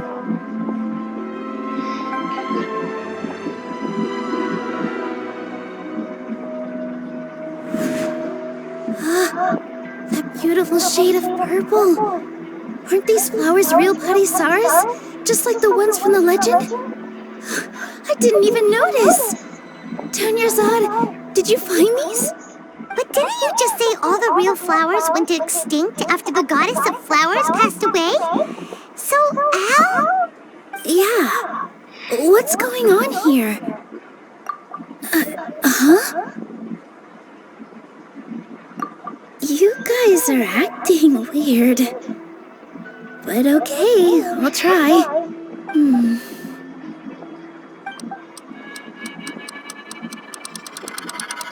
Hey!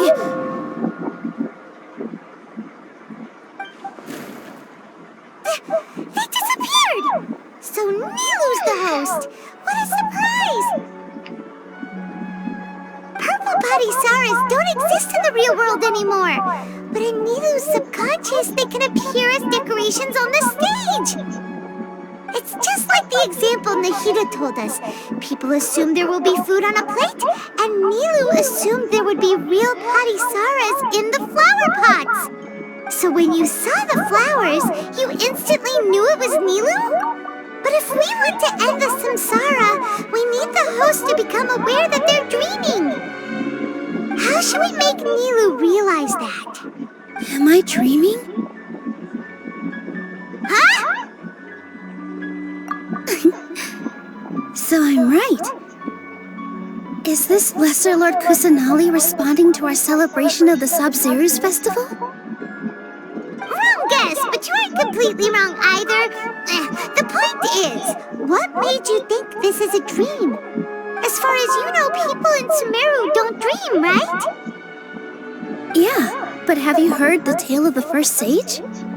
To prevent a calamity, he went on a journey to find the Dendro Archon.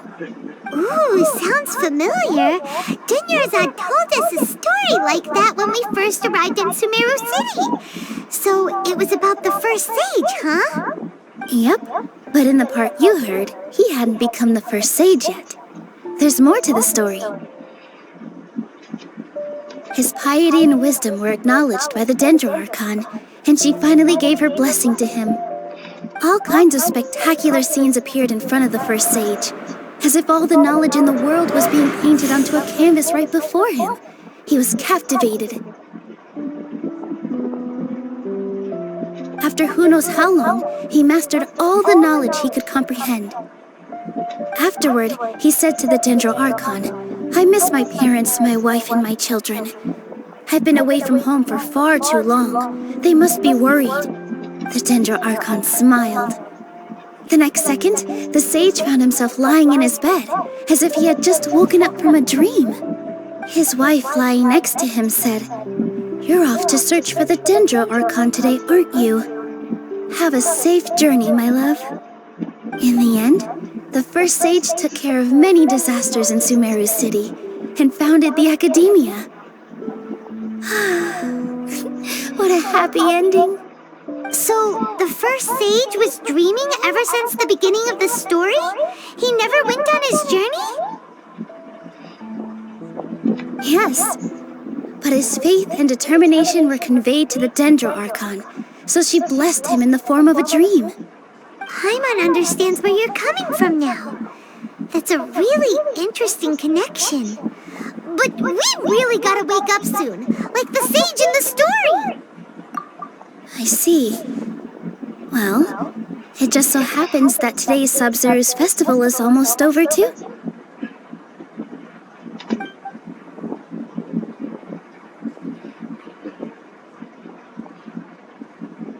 Since we're in a dream, let's make this final dance of Sub-Zero's as beautiful as we can.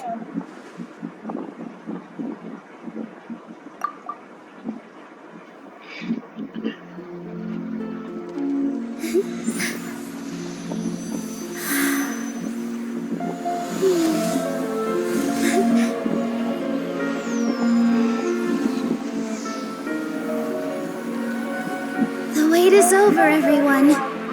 I dedicate this to our god, the dance of Sub-Zero's.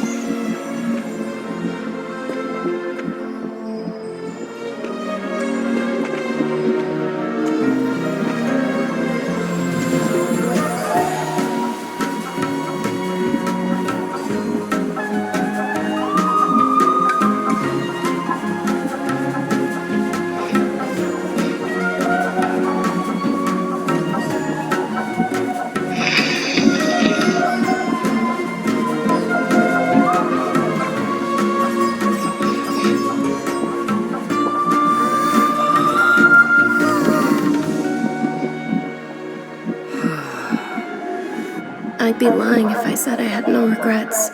I would have loved to see Nilou's dance.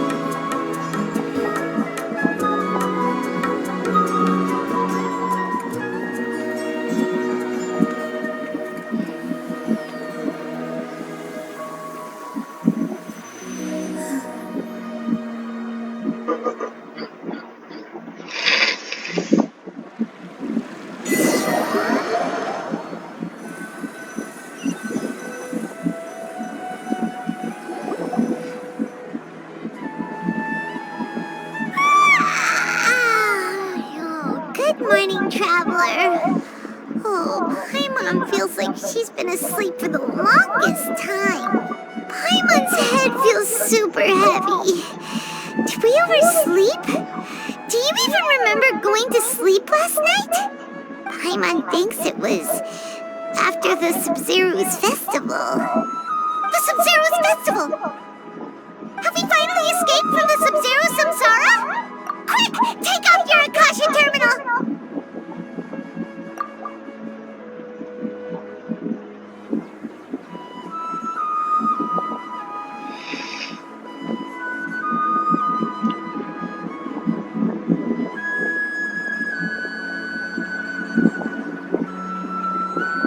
She's not in her room!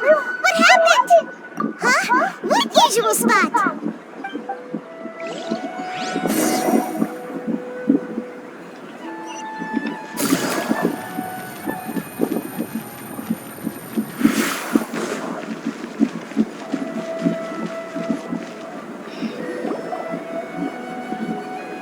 Well done, Traveler and Paimon.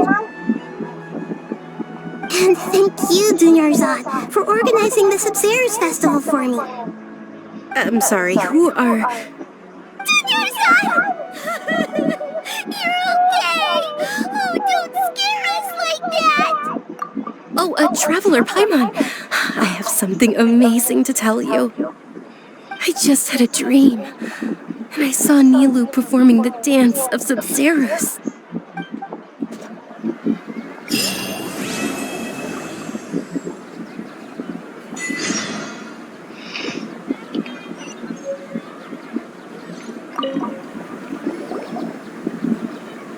You're actually Nahida, aren't you? Paimon felt like Catherine was acting weird when we met at the Sub-Zero's festival. And Dunyarzad, did you save her? It's a really long story. We shouldn't disturb her. Her consciousness is still weakened. Let's chat somewhere else. How about by the Traveler's favorite bench?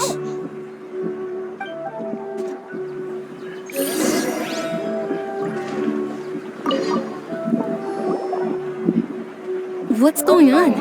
Why are you two so excited to see me? Hasn't it only been a night? It's actually been much longer than that. Oh? Strange. Was I really asleep that long? No wonder I have such a headache.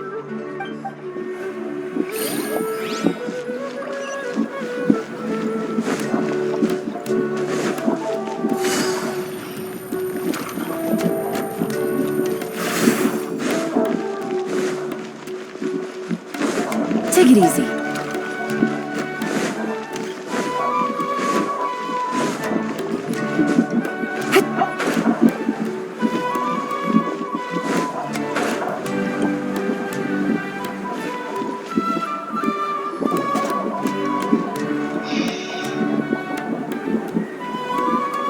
Let's talk about Dunyarzad first.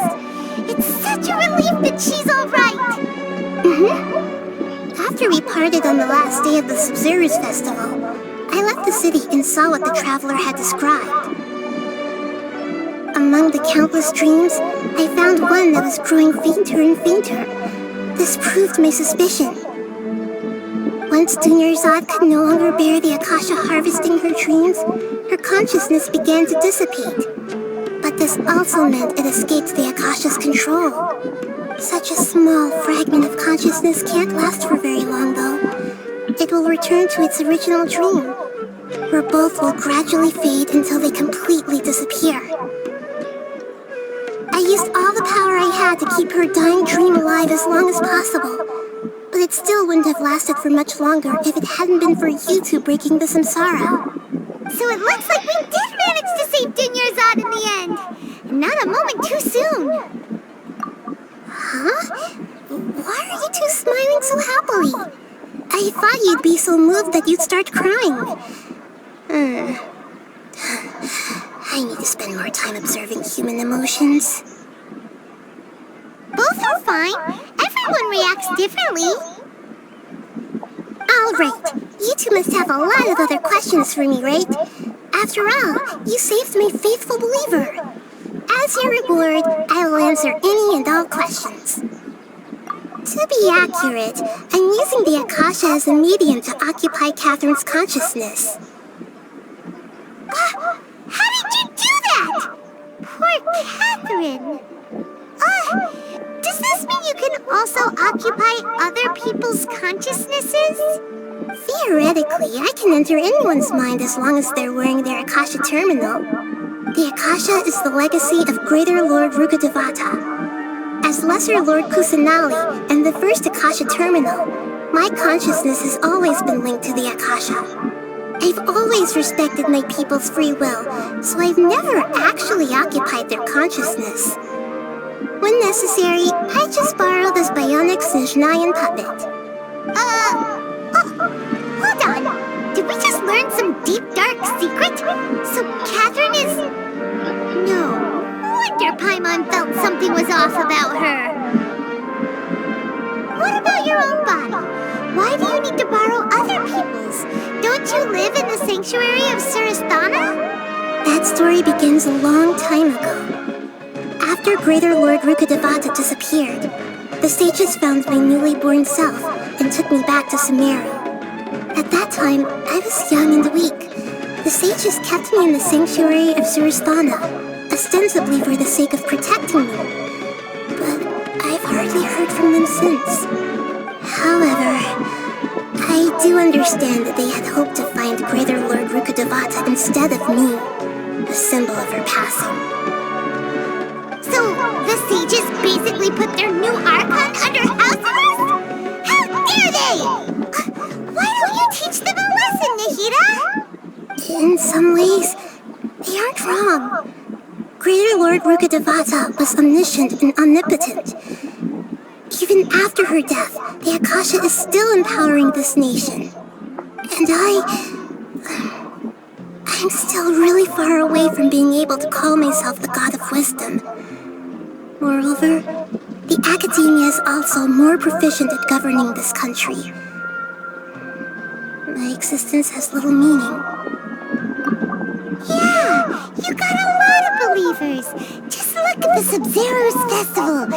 Everyone who showed up truly loves you. Thank you for the kind words. But I honestly don't need physical freedom as long as I can connect my consciousness to the Akasha. Trying to find a way to save Irminsul is my life's mission and top priority. I will work on that, and try to live up to being a deity in the meantime. Every once in a while, I will also take up the duties of the God of Wisdom and enlighten a lost soul here and there. Doing all that should be enough. There's never been any big problems with the Academia's governance of Sumeru. This is the first time I've seen them step out of line. I wonder what caused them to go down this path, and what they hope to achieve. Even though the city's residents haven't noticed anything strange, if the Traveler hadn't broken the Sub-Zero's samsara, the situation could have become dire. I tried to do some investigating in the Akasha, but I couldn't find anything suspicious. And all the people of interest seem to purposely avoid wearing their Akasha terminals. I think they're deliberately trying to hide something. Oh, that reminds Paimon. In Gandharvaville, there was a sage who had invited Kainari to join some kind of project. Could it be related?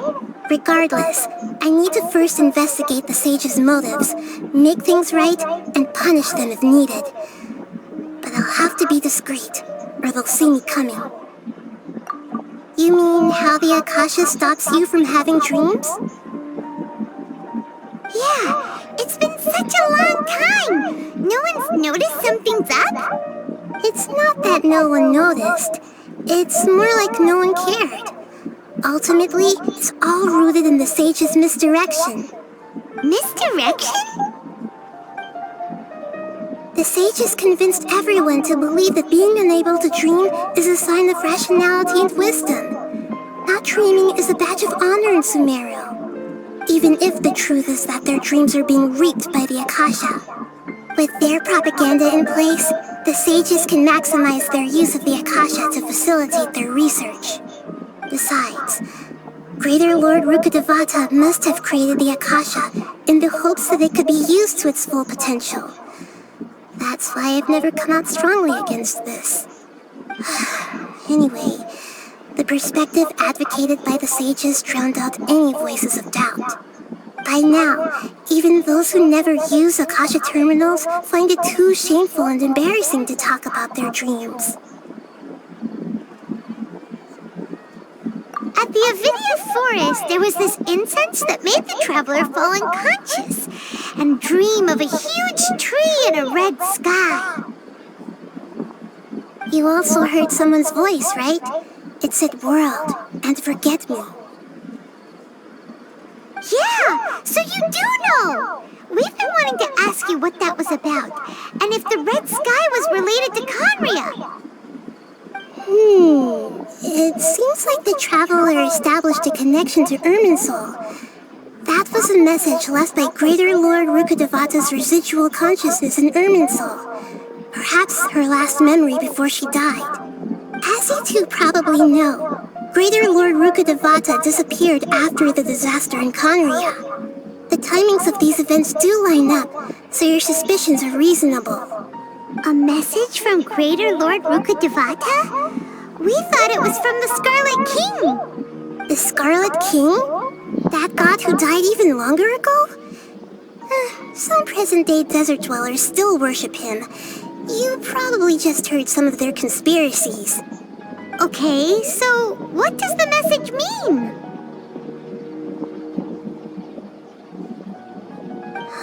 I still haven't managed to decipher it. Even the Akasha isn't currently capable of doing that. Greater Lord Rukkhadevata's residual consciousness in Irminsul seems to be contaminated with something that has a very dangerous aura to it. Many devoted scholars go mad as soon as they connect their consciousness. I've warned the academia about this many times, but people still keep falling victim to it. But I believe this is the key to saving Irminsul. That's why I've kept trying to decipher it. So the tree in the vision was Irminsul? Oh, Tainari also said that Irminsul is sick! Is it because of the contaminated consciousness? But even if you can't figure out what that vision was all about, it seems like our search for you was all in vain. The traveler wasn't affected after coming in contact with that consciousness. I've never seen anyone like that. With you here, we may have a chance at deciphering it. No, we must decipher its secrets. I've already eliminated all other factors that might affect Irminsul. This is the only one left. This puzzle has life and death at stake. It could determine Irminsul's fate, as well as Tevat's. Got it. I hope my answers were satisfactory, seekers of knowledge. To be honest, maintaining Dunyarzad's fading dream took a lot of mental energy. I think I may need to rest for a while. Oh, and you don't need to worry too much about the sage's activities for now. The Akasha won't be able to conduct another project on the scale of the Sub-Zero's Samsara in the immediate future. Go and get some sleep. Leave everything to us. What a relief. This is truly the most exhausting birthday I've ever had. Traveler? Paimon? Why am I here? Do either of you know? Maybe you were sleepwalking. You know you can't wake up a sleepwalker. We happened to walk by, so we thought we'd wait for you to wake up. I see. I should visit my maintenance personnel sometime. Oh, I'm fine. I better go. Thank you.